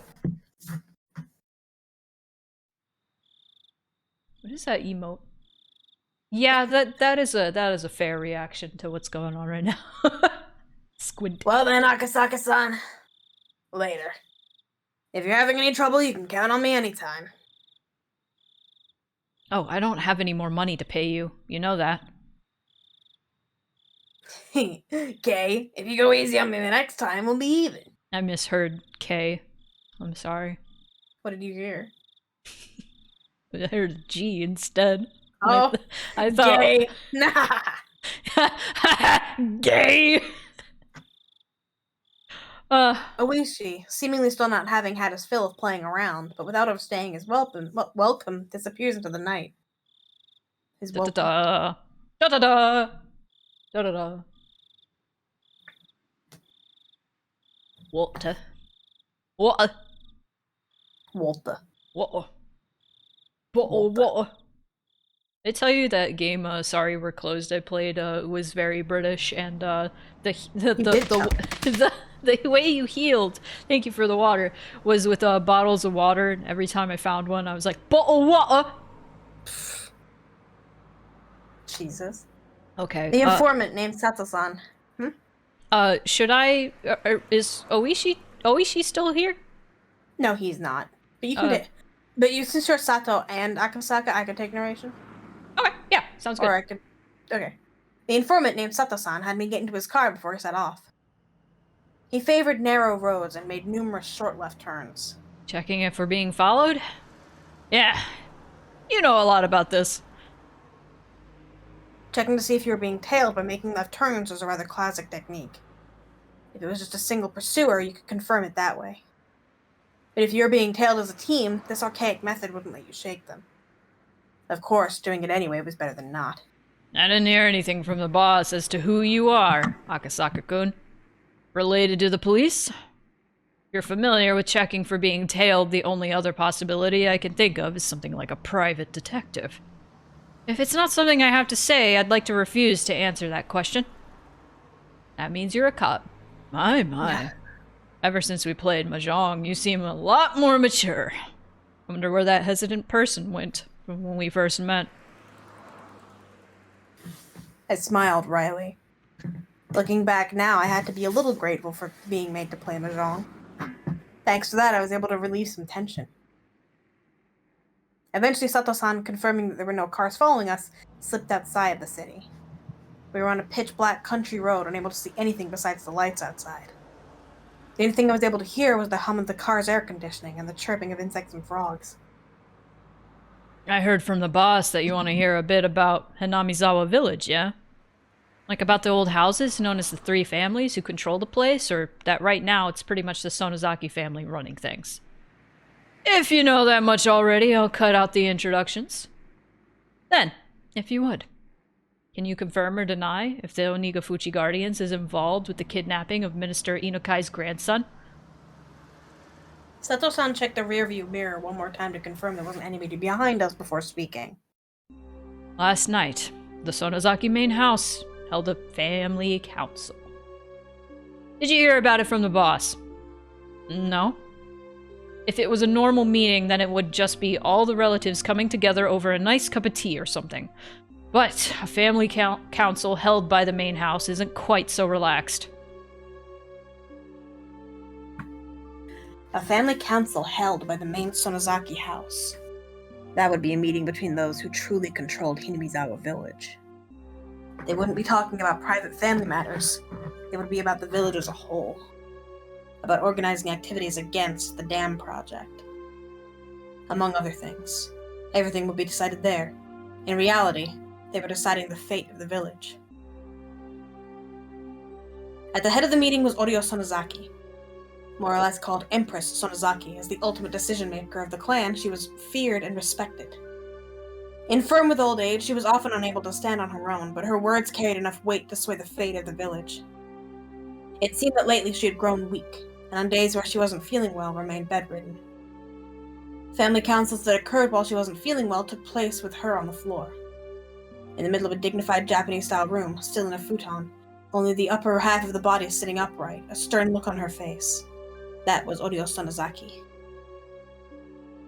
Sitting next to her was her heir, Mion Sonozaki.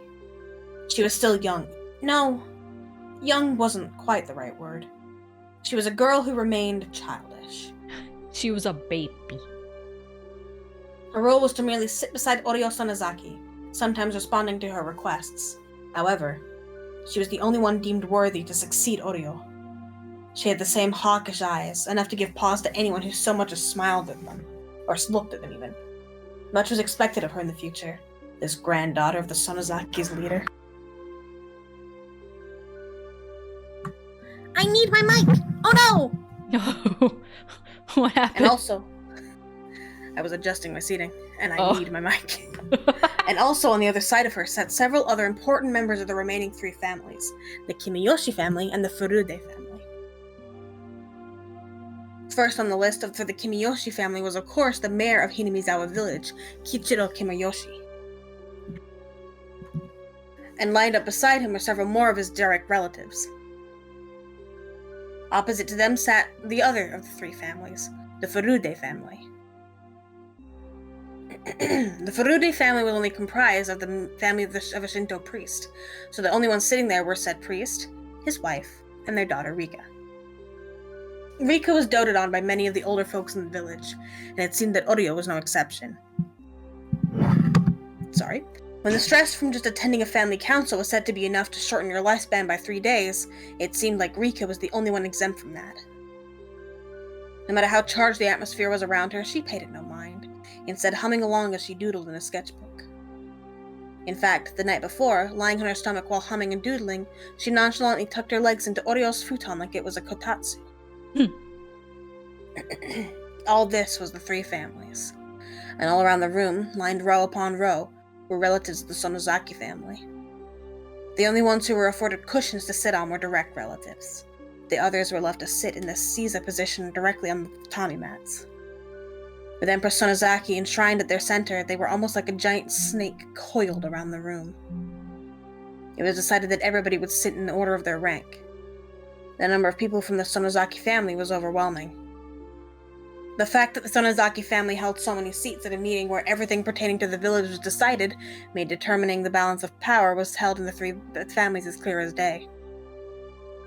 The number of members in attendance from each of the families directly reflected how much influence they had in ruling Hinamizawa. What was talked about at that meeting?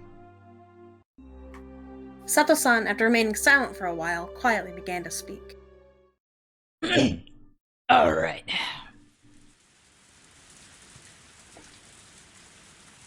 Wasn't our monetary gift of appreciation to the media a little large? Breaking the long moment of silence was the head of the Kimiyoshi family, Kichiro Kimiyoshi. The Onagafuchi Guardians wasn't a business. They were nothing more than a private organization pushing for the cancellation of the Kinamizawa Dam project, with no reliable source of income. Fundraising had always been a problem. When they first started operating, they had managed to collect a sizable amount of funds through donations, but as the conflict dragged on, that amount was steadily declining. This isn't Oh, you want to be the man? Be the Sure, man. I can be the man. Alright. This isn't an era where you can get what you want just by throwing rocks. It's very important you don't underestimate the power of the media, and we want to borrow some of that down the road. The expressions of the people related to the Sonozaki family were sullen, as the ones who suggested that they should borrow that power was the family head, Oryo Sonozaki. The battle wasn't just about force of arms. In the civilized age, there were civilized methods of fighting. Oryo suggested that, creating a strategy incorporating mass media. Orio's foresight was spot on, and the effects of that plan, while at first unclear, slowly began to manifest. If the physical confrontation at the construction site was meant to delay progress on the dam by even one day, then the propaganda war using the media was aimed at attacking the dam project itself. At first there were those who had doubts about that strategy, but there was nobody now who called those results into question. But in order to maintain those media ties, a colossal amount of money was required. As long as the amount of funds they had was abundant, things would turn out fine. It couldn't be argued that it was a massive expense, but the results spoke for themselves. But with the conflict continuing to drag on, the circumstances had changed. The head of the Sonozaki family, the one who was set at the pinnacle of the Hinamizawa's three families, Oryo, had suggested the idea herself, so it was already untouchable, and continued to be allowed to drain from the budget. Nobody acknowledged that it should be so allowed, but nobody could say anything. That was the price of dealing with the mass media. What do you think, Oryo-san? The only person who could object to a plan proposed by the head of the Sonozaki household herself was probably Mayor Kimiyoshi. Oryo, with a hard-to-define expression on her face, as if she had severed herself from the fetters of mortal emotion, simply listened quietly to Kimiyoshi's words. But really, it was hard to tell she was quietly listening or didn't have the intention of listening at all. Last year, we went through a lot of trouble getting people to wrap their heads around the price hike on the bulletins we were putting out. We convinced them it was just the one time. It just wouldn't do if we had another one this year. Right, Furude-san? The mayor looked at the priest and his wife from the Furude family for affirmation. The priest gave a vague expression, avoiding a prompt response. But his wife gave her answer without a second thought. That's right. The cost of the bulletins are a particularly harsh burden for the poorer families. Everybody is dealing with it for the sake of the village, but it's best we don't increase the prices anymore. The bulletin was, as its name implied, a bulletin published by the Onagafuchi Guardians. It outlined the Alliance's activities, ideas, and resolve, but you couldn't deny the contents were rather piecemeal. That bulletin's main goal wasn't to inform people, but rather was something to sell to businesses and people living in the village or connected to it, and using those sales to collect funds. In other words, it becomes something of a tax. Of course, it didn't have to be said that this was one of the main sources of income for the Onagafuchi Guardians. Originally, purchase was supposed to be voluntary, but in Hinamizawa it had silently become the opposite. In the neighboring towns as well, it seemed that many businesses were buying copies just to avoid butting heads of the Alliance. The priest whispered to his wife to not say anything unnecessary, but was struck down decidedly with a cold glare. Cowering from that glare, the priest shut his mouth. The priest's wife always held power in their relationship. That was because she was the one who carried the Furude bloodline. The priest merely married into the family. He was nothing more than somebody who adopted the name just to join the three families. He should have been able to find a spot fairly high up in the hierarchy of things, but the lack of authority in his voice meant that he still had not gained any favor. Casting a backwards glance at her rather disparate parents, Rika continued to doodle whimsically without paying them any mind. Signaled by a look from Oryo, Mion brought her ear closer to her grandmother.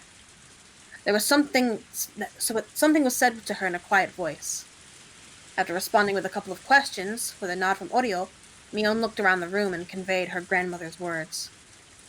There will be no freeze on the price increase for the bulletin. Kimiyoshi made a face like he had just bitten into something unpleasant, but that expression quickly disappeared like it had never happened at all. But, Mion-chan, I think you already know this, but the cost of the bulletin is by no means easily affordable. It's a burden carried by everybody in Hinamizawa. If we make people carry too much of that burden, it's possible we'll collapse from the inside. And who on the inside would start that collapse? Who? I didn't mean it like that. I'm asking, who would be the first to buckle?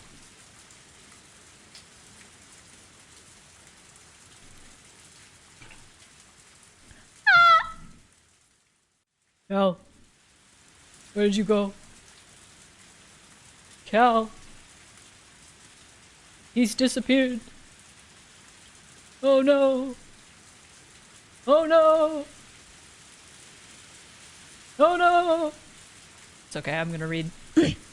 Being cross-examined by a girl who still had fragments of childishness remaining within her, the words stuck in Kimiyoshi's throat as he sunk into silence.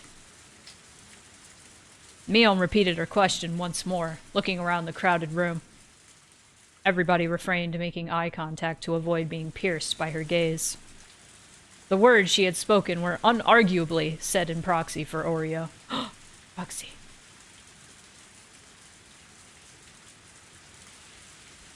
Oh.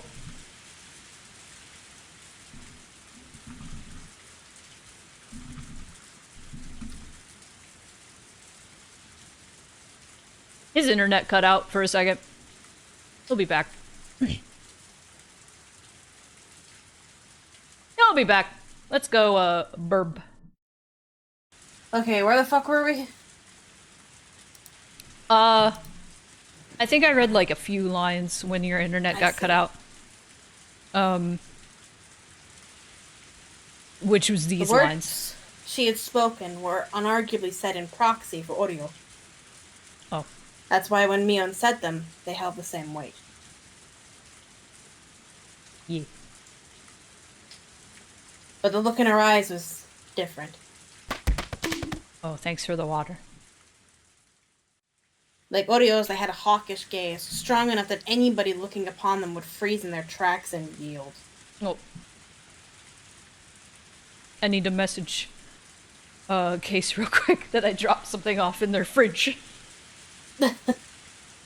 It's anthrax! For free!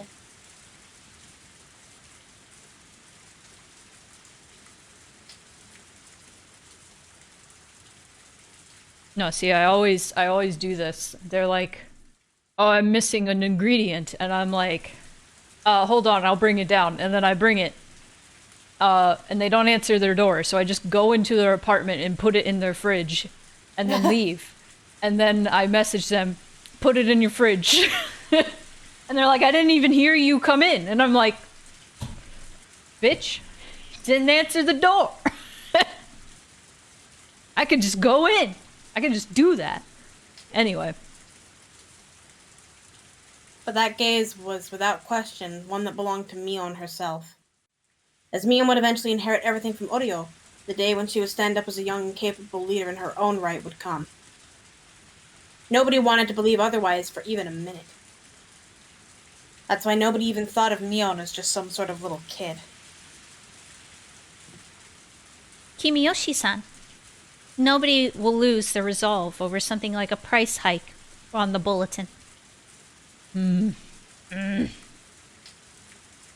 Kimiyoshi, while grumbling a little bit, made a gesture as if to say he had no objection. The expenses related to the mass media will continue. If those expenses become too much, we'll have no choice but to continue the price hikes. Mion had rendered her judgment. Everybody bowed their heads, silently listening to her words. In the name of Mion Sonozaki, as acting head of the Sonozaki family, I hereby declare that all this shall be effective immediately. You're like 9. There shall be no objections, and any opposition shall be removed by force. The formal decree was read aloud, indicating her judgment. There would be no retrial, but there was certain authority behind those words that even a courthouse couldn't compare to. If she was a judge, she would have banged her gavel, signaling that the matter was settled.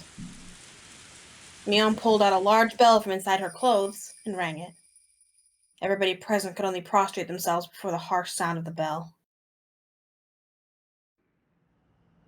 Well, that's a rather old-fashioned family council, isn't it? A young guy like you would probably find it hard to believe. In an antiquated place like this, these types of things have firm roots. It was exactly as Oishi had said.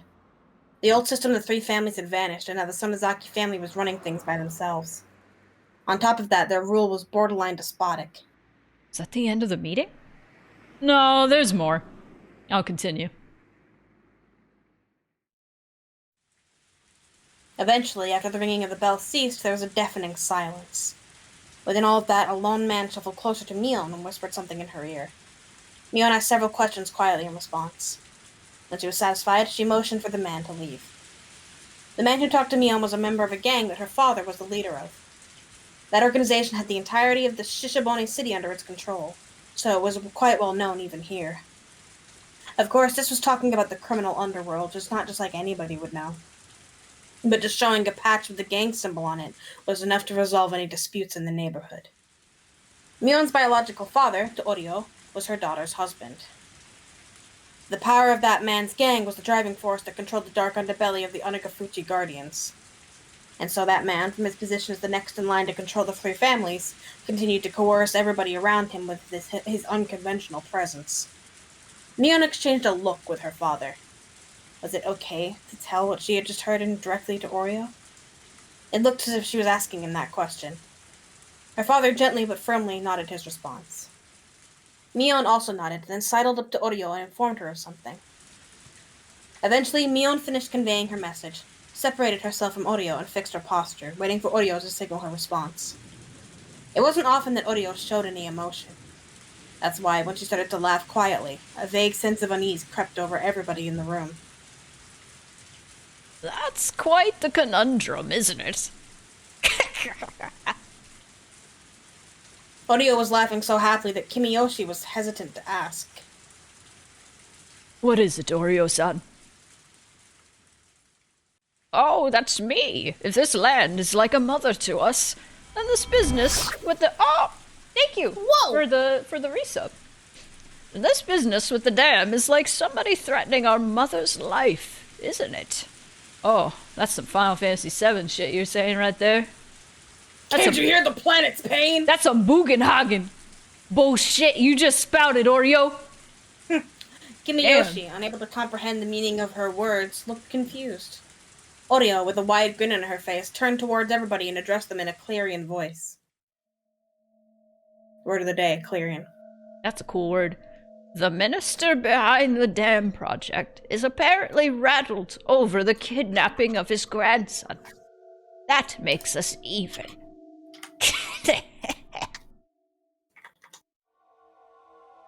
That's absurd.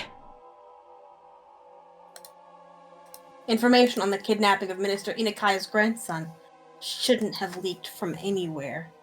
How did they know? Even we didn't know much about the kidnapping incident. Exactly how did an antiquated household so far away from Tokyo come to know of it? It was a tranquil place, but I couldn't help but have an uneasy feeling about Hinamizawa Village. At some point, I had mentally filed this place away as unrelated to the incident at hand. That mental paperwork had just blown away in the wind.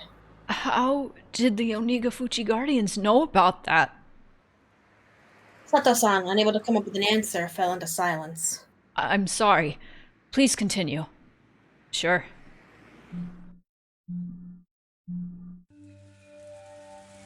The Minister of Construction's grandson was kidnapped? Oreo-san, is that true? That major of an incident nowhere to be seen in the newspapers or on TV. But in Hinamizawa, there was nothing strange about Oreo knowing something that the rest of the world didn't. Our pain is the pain of losing a mother. I don't think it completely makes up for it, but the pain of losing a grandchild. It'll have to bear with that for a bit. Don't you think? The last question wasn't addressed to anybody in particular. It was as if she was looking for a consensus. Still, land and a human child are different things. I don't mind hiding him here, but I want no harm to befall him. The child isn't to blame. Make sure to keep that in mind. That means that the Onigafuji Guardians were involved in the kidnapping? No shit. Huh. Can't say for certain. Why? Even though their leader, Oreo, was clearly giving orders on the treatment of the kidnapped child. Lad, you see, this is what the Sonozaki family always does. Always does? What do you mean by that? Let's say there was a particular problem. One that wasn't exactly favorable for the Sonozaki family. If Oreo shows concern over that particular problem, hearing that somebody who attended the family council would be helpful. As a result, Oreo's wish would be granted. However, neither Oreo or anybody else would actually know who did it. I love how you say Oreo like it's actually pronounced, and I'm just like, Oreo! Like the cookie! I just grew up on the anime, so I've always said Oreo. It's totally fair. It's just like some of them some of the names I just Americanize slightly. It's why I say Higurashi, because it's funny. You're fine. With this kind of clever little ploy, the Sonozaki family was able to manipulate events even though they had their hands laid out on the table. Then that means that somebody was at the family council who was at the family council was the culprit? Or there's a possibility that there was never a culprit in the first place. Oreo herself, in that room full of people, didn't explicitly say that somebody pulled off the kidnapping. She was just giving her opinion. It was an odd and unpleasantly secretive way of doing things. Were they involved or weren't they? I couldn't see beyond the veil. This much, however, I could say with certainty. This kidnapping was an ironclad secret, no matter how high a position somebody was in, even if they wouldn't know about it. If there was somebody who would know about it, they would be connected to public safety. In other words, one of us. The only other options were people connected to the case itself. Including the minister, there would be people affected by the incident. Or the people that committed it. In any case, there was no way an old household in a place removed from Tokyo by over 6 hours of highway travel should know about it. Them knowing it all was already strange. My suspicions began to accumulate, like falling snow. That's as much as Oreo said in regards to the kidnapping. Hopefully what you wanted to find out was in there. After this, it's up to you. I don't know what kind of work you're doing, but if you're going up against the Sonozaki family, you'd best prepare yourself. Oishi might be fearless, but even he's been attacked 2 or 3 times. He hasn't been wearing it lately, but at any point, or at one point, he was wearing a stab-proof vest while off duty. Oh? Thanks for the warning. I'll be careful. You speak pretty well. Are you from Tokyo by chance? Huh? What's your point? Investigators were always close to danger. It is best not to divulge any information on myself. Your job. Could you possibly be somebody from the Metropolitan Public Safety Division? I couldn't remain silent here. It would be the same thing as admitting it. Huh? No way! Me? A cop? This wasn't accounted for in the money I got from the boss. But as somebody who played at the same table today, I'll give you this one as a freebie. After Oreo talked about the kidnapping, there was one other topic that came up. Another topic Oreo brought up? And right before he told me this, Sato-san had asked if I was from the Metropolitan Public Safety Division? In other words, what those 2 things meant caused a chill to run up my spine. So you see, that in order to investigate the kidnapping of the minister's grandson, there's word that there will be an investigator from public safety dispatched all the way from Tokyo. An investigator from public safety. They can't be reckless and make a big deal over the kidnapping, so it seems the Metropolitan Public Safety Division is investigating this on their own. Ain't that grand? What is it? Rika, who had been drawing the entire time and was completely uninterested in the conversation up until now, looked at Orio with an interested face as soon as the topic of public safety came up. Did the Metropolitan Police come? Oh, so Rika-chama knows about the Metropolitan Police Department. That's very admirable. Okay. Is there anybody who knows what kind of guy from public safety came here? Neon's father raised his hand slightly. I'm sorry, I'm just reading all the extra characters, fine. but there's a lot of narration you are reading. And I It's wanna... fine, you take the voices. Got it. I hear that it's a nice young piece of fresh meat. That's a thing to say. Fresh meat? Is it nice and tender? Yeah, it is. Fresh meat. Neon's father smiled wryly as he answered Rika's question. Tender and tasty? Yeah. Yeah. Tender and tasty. Rika smiled with interest. Why did Rika suddenly act interested only when it came to this topic? That was a question that apparently nobody had the answer to. Does Rika-chama know something about this man? I don't know. After her rather flat reply, Rika buried herself underneath Orio's futon again. But when she buried herself there, Rika no longer started drawing again. Instead, she was making an expression like she was deep in contemplation. What shall we do about him? Mother? Mion's father posed the question. He had the type of uncouth expression on his face indicating that, given the order, he could snuff the problem out at any time. He came all the way to Hinamizawa. Let him take it easy for a little while. So you're saying just let him go around as he pleases? Mion's father asked in response. Orio smiled thinly as she responded. Leave him alone. But if he starts causing too much mischief, when that happens, don't hold back. I don't enjoy being taken lightly. Is what they talked about, apparently. Couldn't be that you're that fresh meat from the Metropolitan Police. Are you? It couldn't be. The sensation of cold, bristling fear began to crawl its way up my back. This family council took place last night. In other words, yesterday. And today, when I was dressed up as a tourist headed towards Hinamizawa, my cover was already blown. When I remembered the first person I met when I got to the bus stop, I couldn't breathe. The person at the family council who expressed interest in the man being dispatched from the Metropolitan Police, Rika Furude. And then the person who was waiting for me the whole time in the bus shelter, Rika Furude. It was an unthinkable image. No, it was a delusion. When we met at that bus shelter, did Rika-chan already know my true identity? Yup.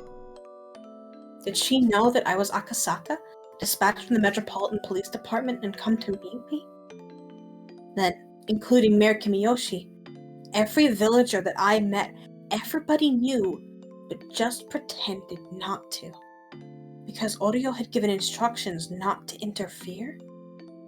Thinking about it logically, it didn't seem possible. I met quite a number of people. If there's people that are good at acting, then there's people who are bad at hiding things. If there was that many people, then there should have been somebody among them who knew I was from public safety and couldn't hide their hostility. However, I didn't feel any presence like that. But then, even still, why did Orio tell them to leave me alone? Was it because if they were careless about it, it would only raise more suspicion? Or was it because they believed a rookie like me wouldn't be able to find anything? Akasaka is a coward. I recalled that strange voice which could only make me believe that Rika-chan had been possessed. That unknown entity, no matter how you looked at it, knew my true identity from the get-go. And then, how did it warn me again? That's right. It warned me to hurry up and go back to Tokyo. Instead of the realistic worry that the Onagafuchi Guardians had discovered my identity, the absurd worry brought on by the unknown girl stuck with me more. What exactly was that girl? What was the thing I would eventually regret? That mysterious girl. Rika Furude. Let's stop this. Everything I was thinking of right now was merely conjecture. Tomorrow, first thing in the morning, I'll report everything I heard right now to HQ and await further orders. There was no mistaking the possibility the Onagafuchi Guardians were related to this case was there. And that the fact my cover was blown meant I was in a precarious position. But as everybody at HQ was already extremely busy, they might not be able to spare the support.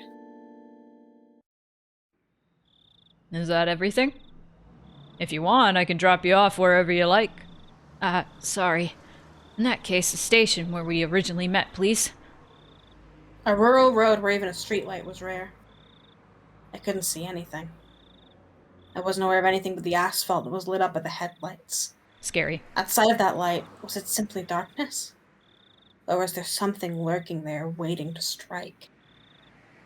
I had to think I drew the short straw here. I wanted to go back to Tokyo. For some reason, the voice of the girl warning me to go back to Tokyo still lingered in my head. Uh-oh. Chapter end? Or just a break in the chapter? Guess we'll find out. Chapter end. What's in the box? What's in the box? Let's find out, shall we? Let's read some tips. All of them. Yes. I'll read the narration or whatever happens to Sure. be in this.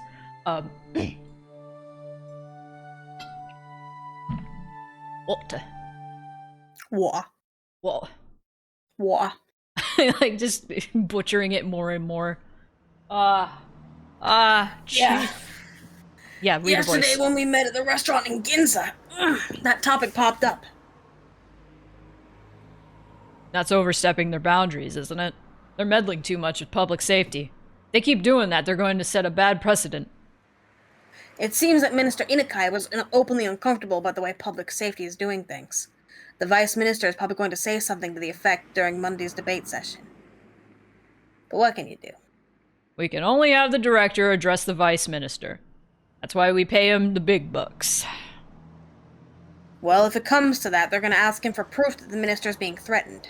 Sometimes I don't know what side he's on. If he's not on ours, then what? Well, he's probably getting some pressure from the minister. We'll probably just have to proceed with the investigation while he sweats it out in the vice minister's office and buys us some time. He might get so wrung out to dry that all will be left are dregs, though. So, how's the investigation going? All the juicy leads I was pinning my hopes on turned out to be duds. A dud. Honestly, I'm at a loss. There are reports that the Hinamizawa Dam project has been showing up a lot lately in the minister's press releases, so what about that? Well, you say showing up, but it's really more of a very slight feeling that something's strange. He just happened to mention it during his speech at the ex-prefectural forum, so it just might have been something that he was mentioning because it was relevant at the time. If I remember correctly, a local organization there was protesting quite violently, no? The Onagafuchi Guardians. I think Akasaka-kun was investigating that. I think those guys could possibly be behind what's happening now. Even if we can't say there's anything overtly suspicious about them, it might not be prudent to remove them from the picture. Akasaka-kun reported in passing that he couldn't deny that possibility. Then isn't there merit in investigating them? We're going through everything with a fine-tooth comb, so if they're one of the suspicious groups that are left, we'll eventually have to. Well, they're not the only group we should investigate, right? If we're just talking about groups that are suspicious as Onagafuchi, there's quite a few of them. We don't have the men, the time, or the money for it all. I'll try asking for more details from Akasaka-kun. I feel like we should pay some extra attention to this Guardians. He's reported that he's established a rapport. A rapport. A rapport? Hold on, this might be another one of those situations. Rapport. Pronunciation. Oh! You're right. I know. You're. Wait, in British it's rapaw. I've never heard that in my life. That is a lie. Hold that is on. A bold-faced lie. I've never heard anyone say rapaw. Rapaw. No, everyone I've ever met has said rapport. Rapport. Okay. Rapport. I'm gonna try to commit that to memory, because this is. I've said it before. The reason I say a lot of words wrong is because I read a lot when I was a kid and I never looked up how to pronounce things. No, you're cool. I get it. And so I just solidified a lot of words in my head, pronouncing them wrong.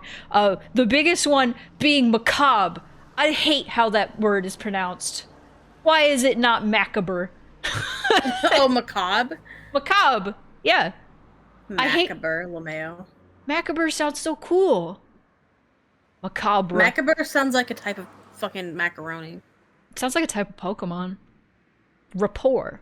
Okay. He's reported that he's established a rapport with the It's pronounced villagers. rapport and macabre. It's Corn macabre. I fucking hate it. That's why. El Macabre. Cryptid. He's reported that he's established a rapport with the villagers. It also seems that he's collaborating with the local police. Keep your contacts with Akasaka-kun on the down low. Also, if there's anything in his info that merits investigation, it's possible we can send reinforcements. Got it. Ah, sorry. Chief Katauka! There's a phone call from the director. Should I transfer it over here? No, it's okay. I'll head over there. Yes, hello?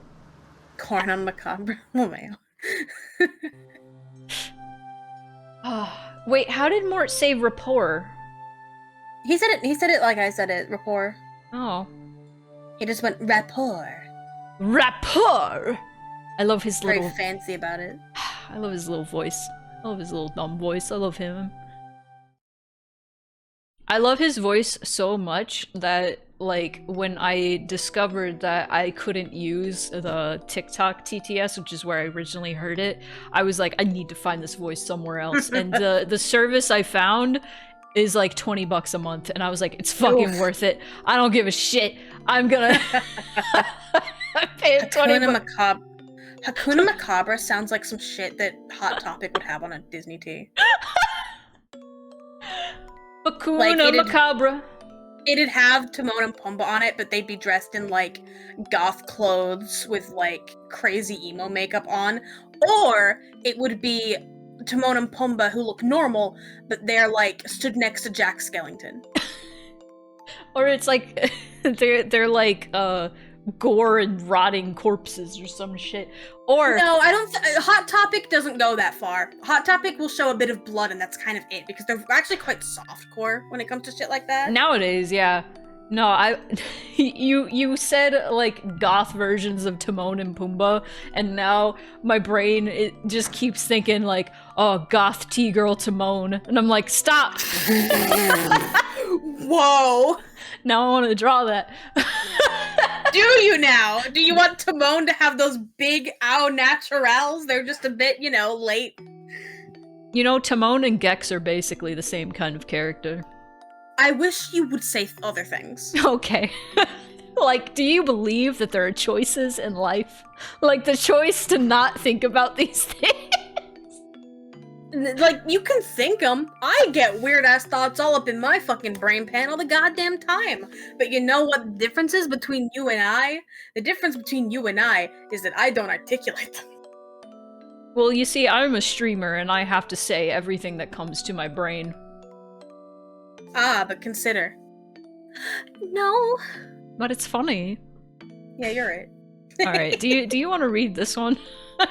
Yeah. Do Alright. you believe that there are choices in life? I said brain pan, thank you. There are many people who lament the following. If there only existed points in life where there were clear choices to make, we would be able to scrutinize those carefully and make decisions that would lead us to a better future. Blah, blah, blah. Every time I hear people lament as such, I cast it off as a rather trivial worry. Even if you were given a clear choice, it wouldn't be meaningful at all, and there wouldn't be any such path to a better future. Is this hard to understand? Now let's pretend that in front of you there are two strange boxes. In other words, you have two clear choices. Do you open the red box, or do you open the blue box? What is the name of the guy from The Matrix? Neo? No, not that guy. The guy who has the red pill and the blue pill. Oh, I don't know. I've never actually seen The Matrix. I only know Oh, one that's of them's called right. Neo. Isn't his name like Morpheus or something? Yes, that's absolutely what it is. Okay. I'm just thinking of him right now. I'm thinking of making a Twitch poll about red or box or blue box. Do it. I don't know how to do that. Do /poll. See if you can do it. Let's see. /poll.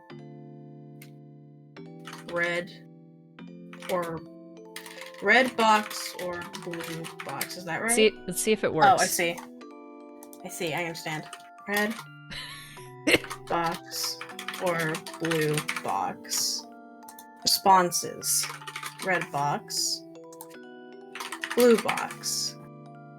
Allow additional votes? No. You get 1. You get 1 and you're done. Duration 2 minutes. Sure, start poll. Oh, hell yeah. There you go. Let's Everyone go. vote. A lot of things would be uncertain even with that choice, wouldn't they? If you don't have the option of opening neither, then your choice boils down to the natural impulse of opening the box that holds the better result for you. Then, after examining the shape and features of each, and pondering a great many things, you have to pick either the red or the blue. If this was you, which box would you open? Direct via chat. Red or blue? If you were to go by their traditional meanings, then red would be a dangerous, threatening color that you put in children's hospitals.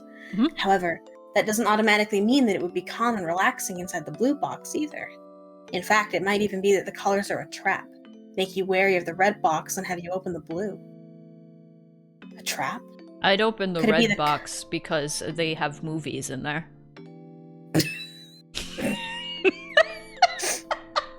I'm sorry! Oh, if only the world lived to your tune. Could it be the contents of the box aren't a reward, but rather a penalty? See, now you're at a loss. You're so conflicted over the choice between red and blue that you started wishing there was an option to open neither and just leave. But there isn't. You have to open either the red box or the blue box. Oh, I forgot to say this, but if you choose one box, the other will disappear. Aw. So you'll never know the contents of the box you don't open. I'll just put that rule at the end there for you. Now, why don't you choose? The red box or the blue box? It's alright, you won't lose anything by picking either one. Come on now. Sick. Alright. Oh, no, it's This even! is why I made a poll. Guys, Let's no! go! Break the tie! You know what? Break the tie! I broke the tie! My name is Edmund. No! The way you said it! The way you said it! Made me think of... My name is Edwin. I broke the Twitch poll. I It was broke the difficult. tie! It was difficult to put the pieces together. I'm gonna cry! So shit! Open the red box! Yeah, I don't Movies! actually know which one's the quote-unquote correct answer. Have you thought about it? In the end, you chose this color, didn't you? As soon as you chose, the other box disappeared. So you can give up on the contents of that one, okay? That's the rule. Now, open up the box you chose. Inside the box there was a piece of caramel. I know you're a little disappointed. Well, that's only natural. No matter how you look at it, it looks like you drew the dud. The correct box might have had a bar of chocolate in it for all you know. No, in fact, something incredible like a pair of tickets to Hawaii might have even been in there. But even if you wanted to verify that, the other box has already disappeared. There's no way you can check now. But if you think about it from an optimistic point of view, just maybe the other box was empty and this box was the winner. And being satisfied, or perhaps not, with such a cheap prize, you pop it into your mouth and start chewing it happily. So what do you think in the end? If you were given a second chance, would you try to open the other box? But unfortunately, the chance to choose between the red box or the blue box is come and gone, never to be seen again. The chance to change a selection will never come. Don't your parents often say, every choice you make in life only happens once, so choose carefully? See? Choices aren't that great after all. Aren't you a little disillusioned now? God damn it, Gil. I don't think that's true. I think you're lying to me. Oh! Alright. The glint. The glint in the demon's eye! The way Sorry. that turned country suddenly. I don't know why it turned that way In the halfway demon's through. eye! I don't know what happened halfway through, but here we are. Yes. So the wake will be from 6 p.m. tomorrow, and the service will be the day after from noon until 1. The venue will be in Okinomiya Ceremony Hall. I see.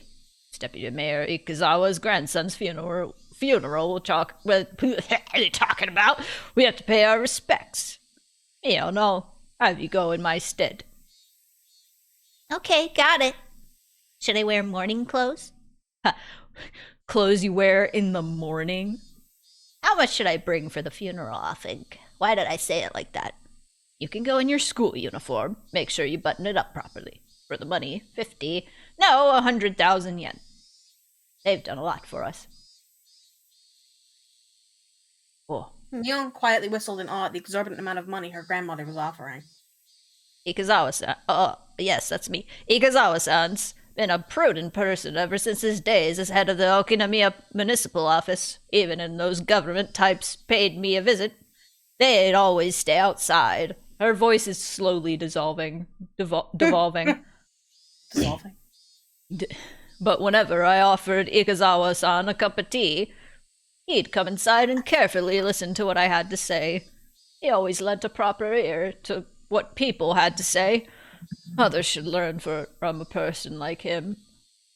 The two guests made a show of nodding, making it clear they were paying attention as Audio reminisced. The sight of them trying not to get on Audio's bad side is humorous enough to elicit a laughter from Mion occasionally. Poor Mion stuck in that winky face for so long. It must hurt. How young was Deputy Mayor Ikazawa's grandson when he died? 11 years old, apparently. Ugh, damn. Audio closed her eyes and shook her head lightly, lamenting the loss of such a young life. If I recall correctly, he said he only had one grandchild. How sad. There's nothing worse for a parent than outliving their offspring. You're really not nice to other people, Granny. If Shion or I died, would you be this sad? Don't be stupid.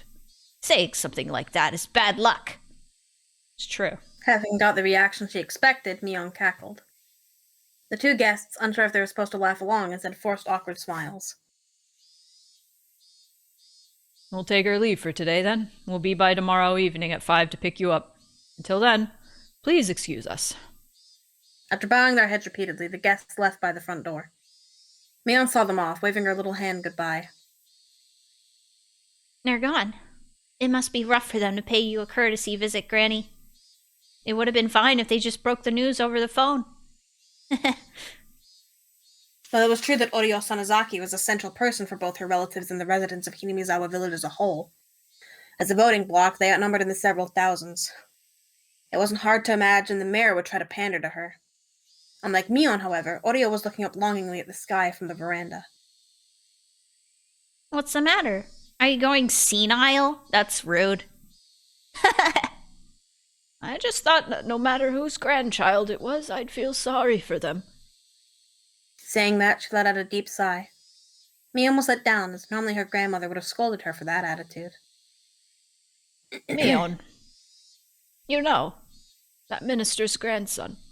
How long has it been since he was abducted? 4 days, maybe? Oryo let out another deep sigh. Hey, Corky. Hey, Corky. He may be the grandchild of our bitter enemy, but I still feel sorry for him. Really? That's enough of a warning. We should bring this to an end soon. The playful expression drained from Mion's face, leaving behind a stern one. And then, as if to ascertain Orio's will, looked into her eyes. Orio, expressing her intention with only those eyes, looked back into Mion's. I want some tea. Could you call for some? Some of that chocolate, too. Ooh, chocolate. Mion gave a small nod, then turned around. Shimiko-san, are you there? Grandma wants some tea. Could you prepare some? From far away, a voice responded in the affirmative. Hi. Mion, after confirming she'd been heard, picked up the phone and began dialing. Hello? This is Mion. Yeah, is my father there? Hi, Rory. Welcome back. Oh. Oh. That's tips. For now. That's the tips. How are you feeling? Oh, feeling good. I'm just like checking the time and stuff. Yeah. And checking messages to see around when. Should think about wrapping up. Because it's almost 3 hours, but we can at least start the next chapter, but... It's up to you. I could go longer, but... Yeah. No, it all really depends on when food is gonna be started making. And I wanted time to work on me game. For sure. We could call it now if you like. It's a little early. Call it now, but I kind of want to go a little bit more. Okay, let's go a little bit more then. Let's go a little bit more. Maybe not one more chapter, but I would like to go. We'd be further and probably at a better stopping point if my dad hadn't turned the fucking internet off. Uh-huh. Yeah, but that's life. That's life. Well, it wasn't that long anyway. It was like 10 minutes, maybe. it's so long for a modem to turn on. Because it's not like he had it off for several minutes. He turned it off and then immediately turned it back on again. Oh. Ugh. Ah. Okay. Let me take a His sip. dad turned the internet off. You can say I'm here. I can see you. I'm seeing you. I'm staring directly at you. Yeah, Cal's dad turned the internet off. Briefly. Briefly. 10 minutes briefly. Shit was annoying. On accident? Question mark? I mean, like he said, it was on accident, but like you never truly know with him, so. Yeah. I had a restless night's sleep. I did nothing but turn over repeatedly during a night that seemed like it lasted for eternity. Even then, I eventually fell asleep at some point, not realizing how high in the sky the sun had risen. I shook off the urge to go back to sleep. It was then I noticed that the phone was ringing. Flash rang. The time was almost 10:30 in the morning. It was clearly too late for a wake-up call. Oh, Oishi. Akasaka-san. Good morning. It's Oishi. How long is Oishi gonna be in here? He is prominent for this chapter. Oh, right. So do you want to take the narration and I'll take Akasaka's voice? All right. Got it. Waking up to the sound of Oishi's voice was a little too much of a shock. My delicate ears were ringing. But thanks to that shock, I was suddenly wide awake. Hello. Good morning. Could it be you just woke up? Even though you're on an assignment, it's still not good to be asleep during regular business hours. You're absolutely right. I'll be more careful in the future. I have another tidbit that might wake you up even more. There was something interesting mixed in with the lost and found at the Hinamizawa police box. Lost and found. Let's leave the details for when you get here. You think you'll be able to make it, before noon? No, I'll be there right away. Oishi already knew what my mission was. Since Oishi had said it was something that would wake me up, it was hard to believe that it would be something irrelevant to me. Honestly speaking, judging by the information from Sato-san yesterday, knowing that my cover was already blown, I couldn't wander to and from Hinamizawa carelessly. In other words, my investigation was at an impasse. If there was some information there that could put me back on the trail, that would be nothing less than a stroke of good fortune. After vigorously washing my face, I pulled on my jacket and hailed a taxi, heading towards the Okonomiya police station. Oh, you're here. The genius Mahjong player has arrived. My apologies for being late. So exactly what popped up? With absolutely no intention of reminiscing about last night's Mahjong game, I pressed him to get to the point. Oishi, anticipating that I would act that way, cut to the chase without any resistance. Like I said earlier, something arrived from the Hinamizawa police boxes lost and found this morning. Lost items are turned over to the police box or sent to Okinomiya Station after the paperwork is filled out. Oishi pulled out a plastic bag from a drawer and laid its labeled contents on its desk. Is that a wallet? Indeed. There was small change inside, but no bills. We thought that a pickpocket threw it away after pulling out the contents.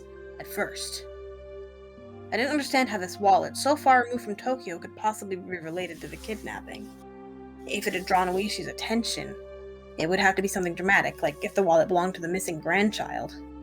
That would be absurd. Like something that convenient would happen. If that was it, then there's probably initials written on the wallet. Like the initials of Toshiki Inikai, the minister's grandson, T.I. Thinking like that, at this point I didn't suppose that this wallet was something that could get Oishi so excited. Oishi, after putting on a pair of disposable plastic gloves, handed me a pair of the same. I didn't feel that this wallet was such an important thing, so I had my doubts about whether there was any point to putting on gloves. However, I didn't want Oishi's intentions to go to waste, so I put them on. Oishi opened up the plastic bag and pulled it out, showing me the bag. As I had imagined, there were initials engraved there. But it was slightly more detailed than what I thought, with Toshiki I marked on it. Oishi grinned at me with a look on his face that said, "See? We can't confirm that this belongs to the minister's grandson," I informed him calmly. This wallet was irrelevant. It was nothing more than Oishi's overeagerness. First of all, there was absolutely no way in this distant locale that the missing grandson's wallet would be found at such convenient timing. After all, the Onigafuchi Guardians wasn't related to this case in the first place. So there was no way the wallet belonged to the grandson. Why I wanted to decide that was the case, even I didn't really know. Even though what should have been a top-secret case was leaked before it had even been dispatched. In this situation, how could I say this was definitely unrelated? Would it be more prudent to pay more attention to this wallet? It had only been a couple of days since I arrived in Hinamizawa. In those couple of days, due to the number of remarkable events, my nerves might have become just a little frayed. Shaking my head slightly, I cleared it of unnecessary thoughts. Oishi opened the wallet zipper, revealing the contents. Inside was small change and a number of crumpled receipts. Oishi from that jumble pulled out a folded card. Seeing that, my heart stopped for a moment. It was a card from a dental examination. The name Toshiki Inikai and the age. A perfect match. The dentist's location was in Tokyo. There was no need to explain any further. How far was it from Tokyo to Hinamizawa? It was far enough that taking the bullet trains and cars would still take several hours. Why would a wallet with a dental examination card from Tokyo inside show up now? Could it belong to a tourist who came from Tokyo? Or maybe a villager on vacation to Tokyo just happened to pay a visit to the dentist? No, it had to have fallen in somebody's bag by accident. In my mind, I desperately struggled to find a possible excuse as to why this wallet didn't belong to Toshiki Inikai. It was as if it just wouldn't do for this wallet to belong to him. However, weeding out any possibility for error one by one, the haze surrounding the wallet in front of me gradually, letting it come into clear focus. Faded gradually. Ah! Welcome back, JM. See? I felt a shiver of electricity run up my spine. My pulse quickened, and a thin film of sweat began to coat my entire body. From Oishi's point of view, I was probably slack-jawed and spaced out with a slovenly look on my face. Did you get information from the dental office? That's your job, Akasaka-san. I didn't go that far. When did this wallet show up? The person who picked it up was a villager. They did so yesterday, it seems. Not that. I mean, when was this wallet dropped? If it rained here last week, exactly 7 days ago. It doesn't look like the contents are water damaged, so the longest it would be probably 6 days. Does anybody else at this station have knowledge of the existence of this wallet? The officer first encountered it at the Hinamizawa police box. And also the 2 or 3 people in charge of the lost and found. Other than that, it's just me and you. If it's involved in a classified case, it'd be bad to talk about, wouldn't it? I don't intend to wag my tongue. May I borrow a phone? Go ahead. Dial 0 to get to an outside line. I dialed the phone number inscribed on the examination card. I could hear my pulse pounding inside my head. Could there possibly be something so absurd? The addresses on the receipts and cards inside the wallet were all from around the area where the grandson lived. The name on the examination card was also a match. The time we deduced that the wallet had been left behind also matched up with the timeline of the kidnapping. Of course, it was possible I could just laugh it off as a whole big pile of coincidences. There wasn't any strong evidence. Other than all this circumstantial proof, the contents of the phone call I was about to make would have a much greater meaning. Hello. Sorry to keep you waiting. This is Nakagawa Dental Office. Hello. This is Okinomiya Police Department. I have a misplaced wallet here, and I'm trying to get in contact with the owner. Would you be able to help me? Inside the wallet, there was an examination card from your office. Yes. The name is Toshiki Unukai. If I give you the number on the card, would you be able to look up the phone number? Yes, thank you. If you could. Still holding the receiver, I pulled out a notebook from my breast pocket with my free hand. I opened it up to the page with the grandson's address and phone number recorded on it. Yes, hello. Yes, go ahead. I compared the phone number written in my notebook to the one that was being read out on the other end of the line. During that process, I spun around to look behind me uneasily. I locked eyes with Oishi. Oishi looked puzzled, wondering what the matter was. Why would I feel uneasy and look behind me? That was because the person on the end of the line was reading out the number as though doing so straight from my notebook.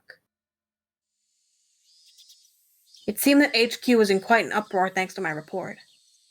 No matter how many times the authenticity of the evidence I had linked to the grandson was called into question, I could only respond that it was the truth. When the lead investigator had picked up for— oh my god! Skip the line.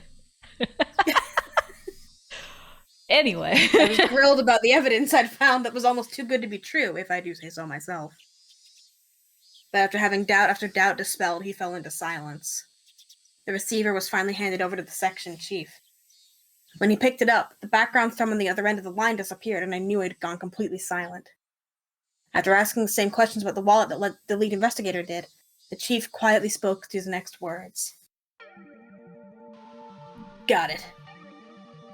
We'll dispatch several people as reinforcements. They should be able to make it there by evening.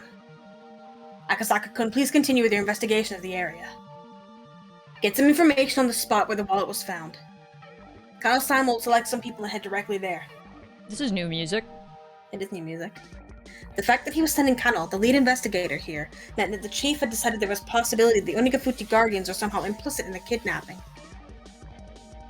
However, it felt as though the lead investigator, whom he trusted, had verified the evidence with his own eyes. He was still going to be skeptical about it. How'd it go? It seems that HQ is sending reinforcements. Oh my god. I was ordered to investigate the area. Where was the wallet dropped? Around Takatsudo, apparently. This is Okinomiya. All the way over here, this is Hinamizawa. Then even further upstream, way around here, is Takatsudo. Did Ryokishi do the music? No, I don't believe so. I think he got somebody else to do it. Okay, because I remember you told me that the guy who did the music for Umineko, like, met Ryokishi and was like, the music in Higurashi sucks. Let me do it instead. That was at least true of the music in the original game. I do not know this is original music from the base VN. It is, something. Going crazy. God, Oishi nuts. explained where the wallet was being found by pointing to locations on the map on the wall. This place called Takatsudo was even more remote than Hinamizawa was. There's hardly anybody living in the area around Takatsudo. It was deserted a long time ago. It's littered with abandoned houses, so it's really quite desolate around there. Oishi-san. Could I ask you to guide me to Takatsudo? Yeah, I don't mind. You can't really get in and out of Hinamizawa as you please by yourself, after all. Of course I'll have to make you wear the cap and mask again. It bothers me that the music in these games never loops perfectly. I'm like, Yeah. man, they should have an intro and it should queue up a loop and then it should loop forever. But no, I hear the intro every time it loops. I'm sorry, that's just my fucking pet peeve. Anyway. No, you're right. But at least she had agreed to accompany me was very reassuring. If Satsu-san's info was to be believed, my cover had been blown. I wasn't sure if the villagers had realized that the fresh meat dispatched from public safety was the tourist that had visited the village yesterday. In other words, me. But deciding that they had noticed would have been overly optimistic, or that they hadn't noticed even. Would you consider this penis music? It's adjacent. Penis adjacent music. Or Given a just cursory thought, penis adjacent is just funny. Sorry. Takatsudo, where the wallet was found, couldn't be ruled out as a hiding spot for the kidnappers. The Takatsudo area didn't have any residential buildings, nor was it alongside a highway. There wasn't a reason for even the locals to go out of their way to visit it. It was exactly what you would call a long-forgotten ghost town at the end of the road. Testicle music. No. I mean, Inner that's... thigh music. I was gonna say that's penis adjacent. Testicle. But it's too penis. Inner thigh music is pretty good. Something that the penis touches but isn't directly connected. Something that the penis touches. Fuck. I'm also something that the penis touches. Let's not get into that. You couldn't ask for a better place to hold a kidnapped grandson. Ugh. You also couldn't get to Takatsudo without passing through Hinamizawa first. Though several conditions made the area all that more important. I couldn't brush it off any longer. There was no longer any doubt that the Onagafuchi Guardians, or somebody hired by them, were involved in the kidnapping. If that was the case, and the fact that the wallet was found might have already been leaked to them. They even knew so much as how the Public Safety Division was operating. The case of the wallet couldn't be something they didn't know. In that case, there was a possibility that the enemy was lying in wait. To dive alone into enemy territory surrounded by enemy territory, to say the least, required an amount of courage and recklessness that I just did not have. Without your company, Oishi-san, I wouldn't be able to step into the village so easily. Thank you very much for your Thank you very much for your cooperation. Wow, that's hard to say for some reason. Honestly, I thought you would ask for more money. Well, if I were being honest, Hinamizawa isn't exactly a place I like to go. I'd at least appreciate it if you paid for the cab fare. Still, it's not a request I can refuse from a friend that's played at the same table as me. Ah! Oishi grinned as he pounded me on the back.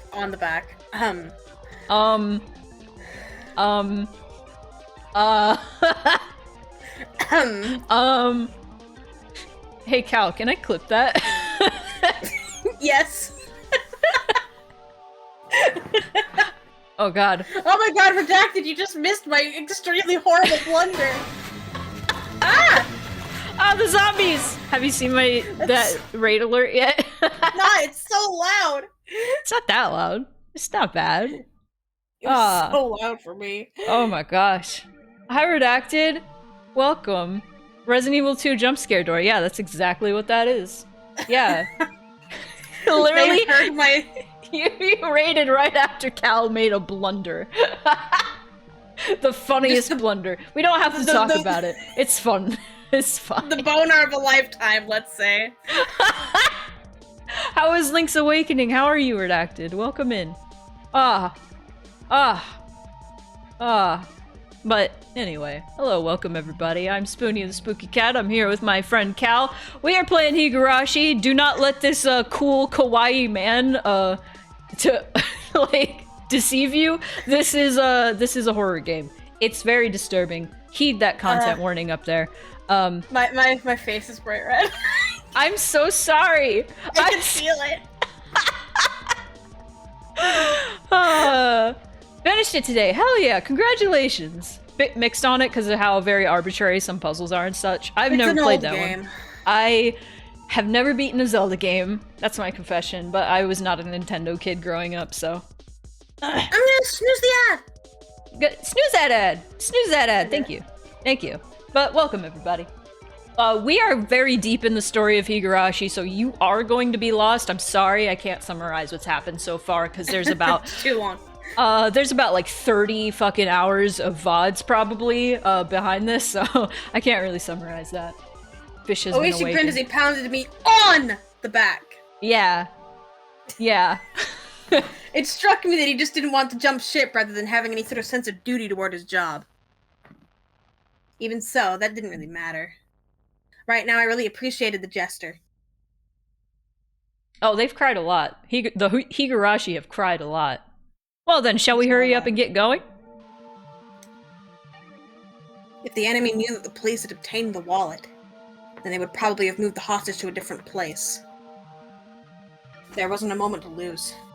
But Oishi, without regard to the fact that we were about to head out, began to remove his jacket. Is this like the 3rd year that we have been streaming Higurashi? Possible. I think so, because I think the year before we started streaming it in the summer. And yeah, so we're about that deep into this story. This is chapter 4, and this is our 2nd stream of chapter 4, so it's a lot. There's a lot. You read that line. Yeah. What are you doing? Well, just a precaution. If you want me to poke at the beehive to get your honey, I'd rather be well prepared, you see. Would you want to put one on too? What Oishi pulled from the drawer below the desk was a stab-proof vest. Ah. Man, that's gotta be a thick-ass vest to be stab-proof. His name was Toshiki Inukai, the grandson of the Minister of Construction, Inukai. There's only one reason for him being here. If you didn't include gym or art class, his grades were above average. That was a result of having private tutoring lessons twice a week. If you omitted the fact that he still couldn't do pull-ups, there wasn't much else that would make him hate school. Of course, he understood full well that his grandfather was a cabinet minister, but he also knew that not too many people were that interested in their relationship. He didn't like to go out of his way to bring up his grandfather, or to call him the Minister of Construction. And finally, he at least tried to know a little more about what kind of work the Minister of Construction did than your average Joe. What that entailed was that when you tried your best to make your life better for the masses, sometimes you made a few enemies. He knew that all too well from the time he'd spent as class representative. His grandfather had many enemies. He knew that he might personally catch some of that fallout, so he had to be twice as cautious. Fallout. He was taught that by his parents. Fallout, great show. And game, probably, but I've never played any of them. I was trying to say it like Monkey Ball. Oh. Fallout! The moment he was kidnapped. I understand now. Okay. He instantly knew that this is one of those occasions. He understood that he wasn't being treated as Toshiki Inukai, the person, but rather as Toshiki Inukai, the grandson of the Minister of Construction. That he wasn't personally at fault, but this was the result of some unavoidable trouble with his grandfather's work. It made little difference, but when he realized it wasn't because of anything he did, he was able to relax, if only a little. Of course, at first he was struck with a terror befitting his age, wondering what was going to happen to him. But after a while of being tied up and only able to stay lying down, he began to ponder a great many things. First, he thought about the reason he was being abducted like this. He understood the answer to that easily. He was being taken hostage to coerce his grandfather, the minister. There was no doubt about that. He didn't know exactly what the Minister of Construction did, but it was easy to imagine that there was much to be gained from threatening him. He respected his grandfather more than most. He earnestly believed that his own grandfather was within the top 20 of the most important people of Japan. That was exactly why he wouldn't forgive anybody who tried to threaten his beloved grandfather. More importantly, he wouldn't forgive anybody who would use him as a tool to threaten his grandfather. His grandfather was really busy, and rarely had time to meet with relatives. That's why, with what little time he did manage to scrape together, he just dropped by unannounced. And as an apology for not being able to meet during the New Year's or summer vacation, he doted on his grandson very, very much. The number of times that Toshiki was looked upon with disregard just because his grandfather was a politician and minister certainly weren't few. But he never thought even once that he wanted his grandfather to quit being a politician. Because it was his beloved grandfather. He wanted him to continue his career as long as possible from the bottom of his heart. However, Toshiki was now being held hostage, and his grandfather was being threatened. His grandfather, who called him the apple of his eye, was surely suffering.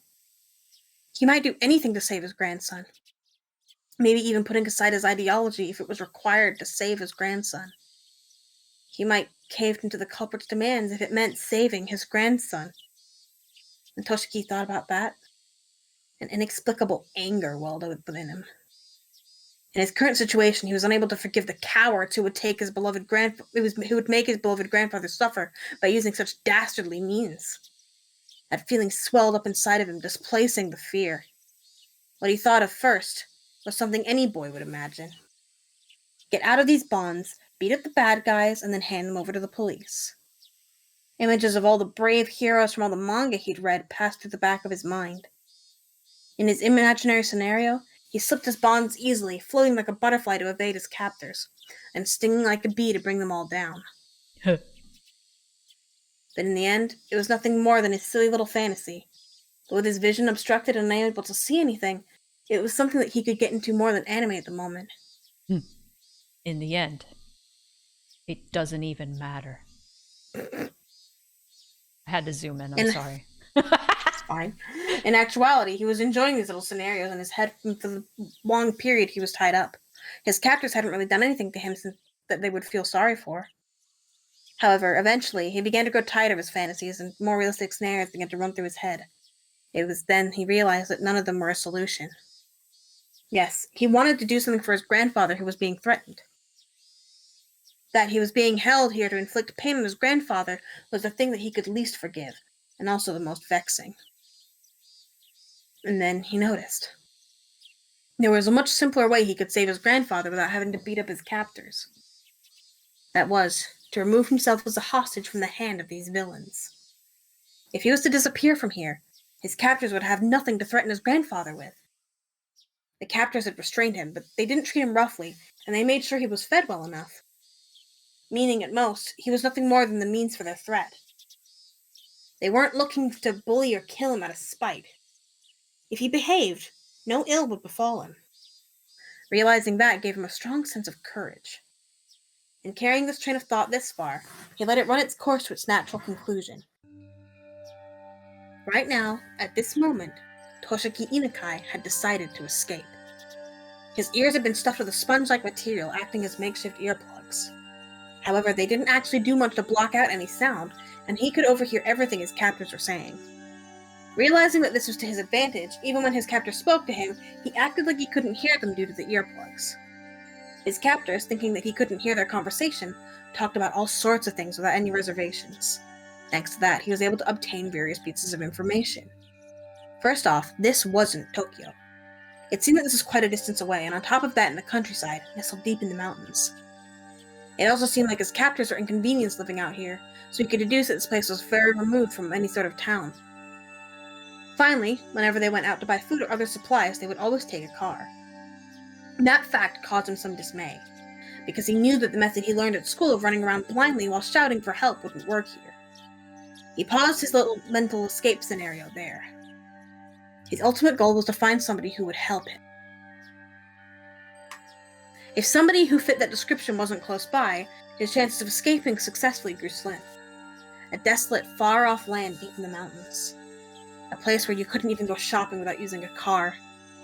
In this situation, escaping would be very difficult. He grew depressed, and after a little while, he returned to his original scenario. Imagining becoming a hero like in the manga he read, and beating down his captors became his respite. However, as he played during those delusions out in his head, his heart, hating to surrender, continued to search for a way to escape. And then he thought of a way. If the goal was far away, then all he had to do was get closer. His goal in a nutshell was to find somebody who would help him. In other words, somebody other than his captors. If he faked being sick, then his captors would have to take him to the hospital or bring a doctor to him. They would probably be reluctant to do that. But he already knew that the hostage was more important than anything. In the odd chance that something happened, like him dying occurred, they wouldn't be able to threaten anybody anymore. Luckily, he had an experience that would help him fake a serious illness. At the end of last year, he was inadvertently involved in a car accident and had to undergo surgery. Damn. The scar from that surgery was still clearly visible on his lower torso. He recalled the pain and suffering from that time. The existence of that experience would make a huge impact on the realism of his performance. That line, my god, what a horrible life this child leads. I feel so bad for this child. Yeah. God damn. He was quite confident in his ability to fake an illness. Is Toshiki the name of one of the kids in the other chapters? Or am I losing it? Okay, never mind. I forget names. You're fine.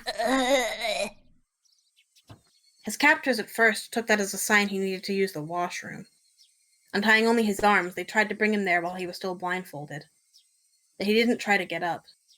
His hands, now free, only clutched at his abdomen as he writhed in agony. Hey, what's wrong? What's wrong? Oh, you can be that kidnapper. Sure. Does your stomach hurt? He still had his earplugs in, so he had to pretend that he didn't hear his captors asking that question. He was about to nod, so he hurriedly had to stop himself. What's the matter? Yeah, the kid's clutching at his stomach. Must be a stomachache or something. His captors looked down on his suffering form for a bit. One of them proposed a course of action, while another laid his doubts that Toshiki might be faking it. What's wrong, boy? Your tummy hurt? His ears are plugged, so he can't hear you. Oh, that's the problem. Do we got any medicine that works on stomach pain?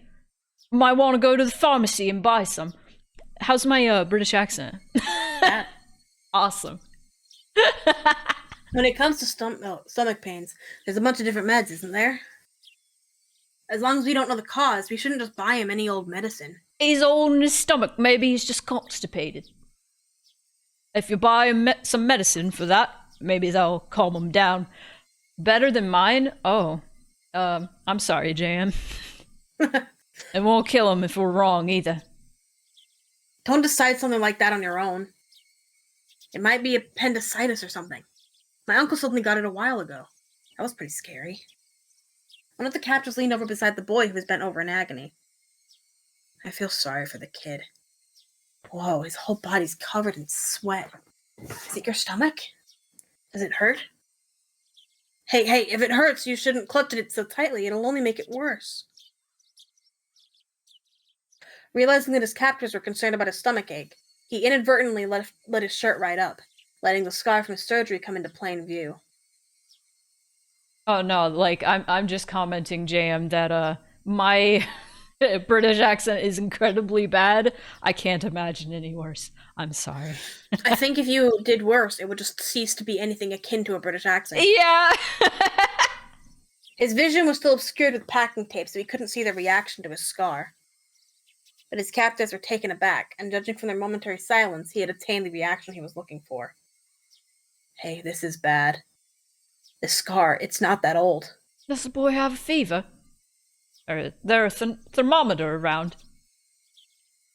No way we have one. But that's a lot of sweat. Yeah, his forehead feels pretty hot, I think. I've heard that under prolonged stress, old wounds can be aggravated. Now what do we do? Are you saying the medicine won't work? We don't know what surgery this scar was from, yeah? I gotta do a different accent. But in any case, this is bad. In the worst case, it could be fatal. This is bad. Oh, that's you, I think. It's really, really bad. Maybe we should have a doctor take a look at it. At this rate, there's a chance that he might suddenly die on us. Toshiki Inukai, with those few words, knew that the situation was progressing exactly as he had envisioned it, and snickering to himself on the inside, pressed his act even further. How did he fake a fever and sweat? I imagine because it's just hot already, and the captors don't really know much about illness. Yeah. It is the height of summer. Mm. He didn't even need to see to know that his captors were panicked and were running around like chickens with their heads cut off at this troublesome turn of events. I do watch a lot of game shows from the UK, though. Well, I watched a lot of Harry Potter. So... So that means I should be good at British accents, right? No, that's not what that means. That's the joke. Should we take him to the clinic? No, that's no good. Probably better if the doctor came in here. Let's do that accent instead. Dr. Iria, you mean? Is that okay? Will that be all right? It'd be worse if anything happened to the hostage. Nothing we can do. It's an emergency. One of the captors hurriedly left in the car. Another of the men, completely shaken up at this point, wiped the sweat from his forehead with a handkerchief. It looked like they were bringing a doctor. As long as the doctor wasn't an accomplice, that doctor was his goal. He was someone he should seek help from. His captors are probably wary of that happening. They would be prepared for it. This would all come down to luck. Imagine naming your kid Harry. That is a very common name here. Just Harry extremely Mason. common. Harry Mason. Harry Potter. All these hairy people with occupations. Goodness gracious. Anyway. Some of the sweat emerging from what? I was just going to ask if you read that. Don't mind me. Harry Dubois. Well, outbreak. Some of the sweat emerging from his brow was that of nervousness. I think I ran out of snoozes. That's okay. At that moment, the packing tape that was covering his eyes and ears was torn off. The burning light that he was seeing for the first time in several days hurt his eyes. After that, the gag that made it hard for him to breathe was also slowly removed. Are you all right, kid? We're bringing a doctor to you right now. Just hold on for a bit. Serious moment. The doctor is coming. The doctor is coming. Now, how is he going to ask for help, and how is he going to get away from his captors? A plethora of thoughts began swirling through his mind. I think you know this already, but don't say anything unnecessary to the doctor. We don't want to hurt you or anything. You understand that, right? Toshiki Inakai nodded while feigning pain and obedience. His expectations and the enemy's expectations? Whether they doubted he was faking his illness or not, they knew what his goal was and would try to stop it. His stomach contracted from the stress of this gambit, making it seem like his stomach really was starting to hurt. No, it really was. But there was no reason to panic. If he failed with his approach to the doctor, there was nothing to lose. If there was something to lose, it was this method of faking illness to get in touch with the doctor. If he could think of other methods from here on out, it wasn't much. But at the present, this was the easiest and most dramatic way he could think of. The more he thought about it, the more it looked like this is his first and last gambit. Eventually, he heard the sound of a car approaching once again. The sound of the car doors being hurriedly open and shut. The sound of several footsteps approaching. A young man in a white medical coat. Would you like me to take over narration since you're also Edie? Sure. Okay. As he acknowledged the boy, a suspicious look showed itself on his face. Who's he? He's not one of the kids from the village, is he? The captors didn't respond. From the looks of it, the young doctor had realized that this was an abnormal situation. One of the captors talked threateningly. That's got nothing to do with you, Doc. For a while, the doctor and the captors silently glared at one another. However, unable to stand the sight of the boy continuing to suffer, the doctor, as the captors had hoped, didn't press any further. I'm concerned about this old surgical scar. What kind of operation was it? We don't know. I should really bring him back to the clinic. Doc, we can't really do that. The doctor said, whoops. The doctor said he wanted to bring the boy back to the clinic, but the captors simply silently shook their heads at the notion. It was a fleeting hope, but it was only natural that the captors would refuse. At that moment, his eyes met with the doctor's.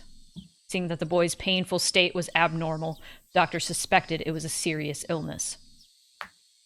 Ah! Go away. Are you all right? I'm a doctor. You're also a freak. When was this surgical scar from? Last year, during the winter, from an accident. An accident. I see. This is a problem. He couldn't let the doctor figure out that he was faking it here. He had to somehow figure out some way to keep this going and tell the doctor that he was being confined and needed help. I'm going to touch the affected area, okay? If it hurts, tell me where. Ah! Seeing that it was extremely painful, the doctor crossed his arms and began to ponder. He had to somehow get himself to a hospital. To Toshiki Inokai, faking this illness was the performance of a lifetime. Oh. I wonder if that is a good stopping point. Probably. Probably.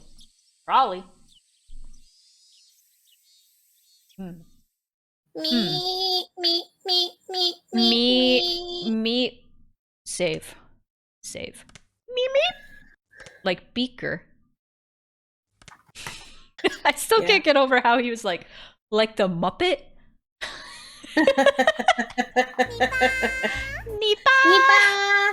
Nipa. All right. Okay, we've made some progress in the Higurashi with the Nipas. And things are looking interesting. It looks like Rika's whole plan was, like, she knew that he was a detective the entire time that was there to investigate what was going on with this whole kidnapping thing. She probably knew that much. And was sussing him out. So, and for sure, definitely, like, I knew, like, from the get-go that they kidnapped this kid to get even, and to be like, you're not building this dam. No, fuck you. Don't. It's still absurd to me that anybody would, like, support the dam project. Like, what the fuck? That's a lot of people that have to move. But these things happen all the time in real life is the thing. It's like... It's true. The way I look at it is, it's very easy to look at something like this and make it into a trolley problem thing in your head, like Akasaka was doing, where he was like, oh, it's for the good of the rest of Japan. It's good for the development of the country. That's what we need to focus on, isn't it? But then you actually go to this place and see these real people that it's affecting, and they stop being a number in your mind. These are people with lives that can't just uproot themselves. And you can argue and be like, well, it's not that many people. It's a very small village, but it's just like, they're people still. And they gotta find other places to live. And this is their home that they've lived in all their lives. And they're like, generations of people have lived there all their lives. Like, thing that's fucked up is like, this happens like all the time in real life. And a lot of the time, shit like this happens, and they don't tell them to leave. They just flood the place, and they all die. Not anymore, but this happened years ago. But that was a common thing that happened a lot in America. The more you know. Fucked up! Real life is scarier than horror games. Damn! I do like how this chapter so far has been like a detective story. And not a murder mystery, like a kidnapping like situation. And it's through the eyes of this completely different dude that we don't know. And my question, I would like to know, if this is too spoilery for this chapter, you can refrain from answering. Will I get to read for Keiichi, my stupid son, this chapter? No. No. My stupid son. Oh, I'm so sad. This is a chapter that focuses entirely around the dam project, because that's going to be very important knowledge. And what's most important is what the fuck is going on with Rika Furude. Cool. All right. And what the fuck was going on with Rika Furude is like, we find out from 5 years ago. Like, that's also the title of our next stream. What the fuck is Unfortunately, up with I cannot put fuck in the title. What the funk is up with Rika Furude? Okay, that's funnier, actually. Okay. All right. So, let's go over here. Sleepy time. Oh, we're over here now. Oh, we're over here now. Wow. It's so gentle over here. It's so gentle over here. I gotta find out. Well, first, before I raid anybody, I would like to shout out Spooky Biscuits, because later today, Case is gonna be on their stream talking about their album that's coming out Tuesday. So you can get early listen, you can ask questions over there. So go follow Spooky Biscuits just in general, because they're really cool, and they stream like every day. They're really good at what they do. Spooky Biscuits is awesome. And they also do a thing where indie musicians can like submit their music, like 3 songs, and they just like all day they just play all the music that was submitted, and the musicians come in and answer questions and stuff. It's really cool. It's really cool. Spooky Biscuits is awesome. Yes. Anyway, I'm gonna find somebody to raid, and probably Areki. Areki's probably streaming. Oh, Proxy's playing Fish Fear Me. How long has Proxy been going? Because I raided Areki last time. Thanks for coming, everybody. Yeah, thanks for coming. With us. Thanks for being here, Cal. Thanks. Of course, I love being here. Thank you for putting up with my internet problems. Oh, that's fine. It happens. Do you guys want to watch Fish Fear Me? Or It Takes Two? Or Helldivers 2? Or Terraria? Or Okami? Okami, I love Okami. I gotta see how long they've been going. There's a lot of people actually right now. Wow. I didn't know Sunday, middle of the day, was such a goddamn Sunday. They've been going a while. They might be wrapping up. So maybe no Okami. Okay. Let me check what the chat's been saying. Fish? Everybody's saying fish. It's time for fish. Fish. Good night, everybody. I gotta make sure to set up that raid. Raid! Proxy. Glitch Cat.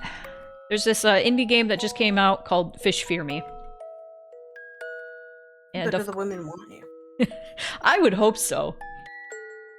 Like, women want me. Don't get it twisted. But all y'all? Look inward. Women want me. I know though. Everyone It's wants okay. me. I know. No, like Well- you know what I am? I'm that meme of Sailor what the fuck Sailor is it? It's the androgynous Sailor Scout where she's like, am I a boy or am I a girl? I don't know, but if you're everyone's attracted to me or attracted to me, and that means everyone's gay. Sailor Uranus, however you say it. Both of them sound wrong. I don't like them. Anyway, the tour of the horrors never ends. Get out of here. Maybe we can call it Uranus. Uranus. That sounds cooler. Alright. Good night.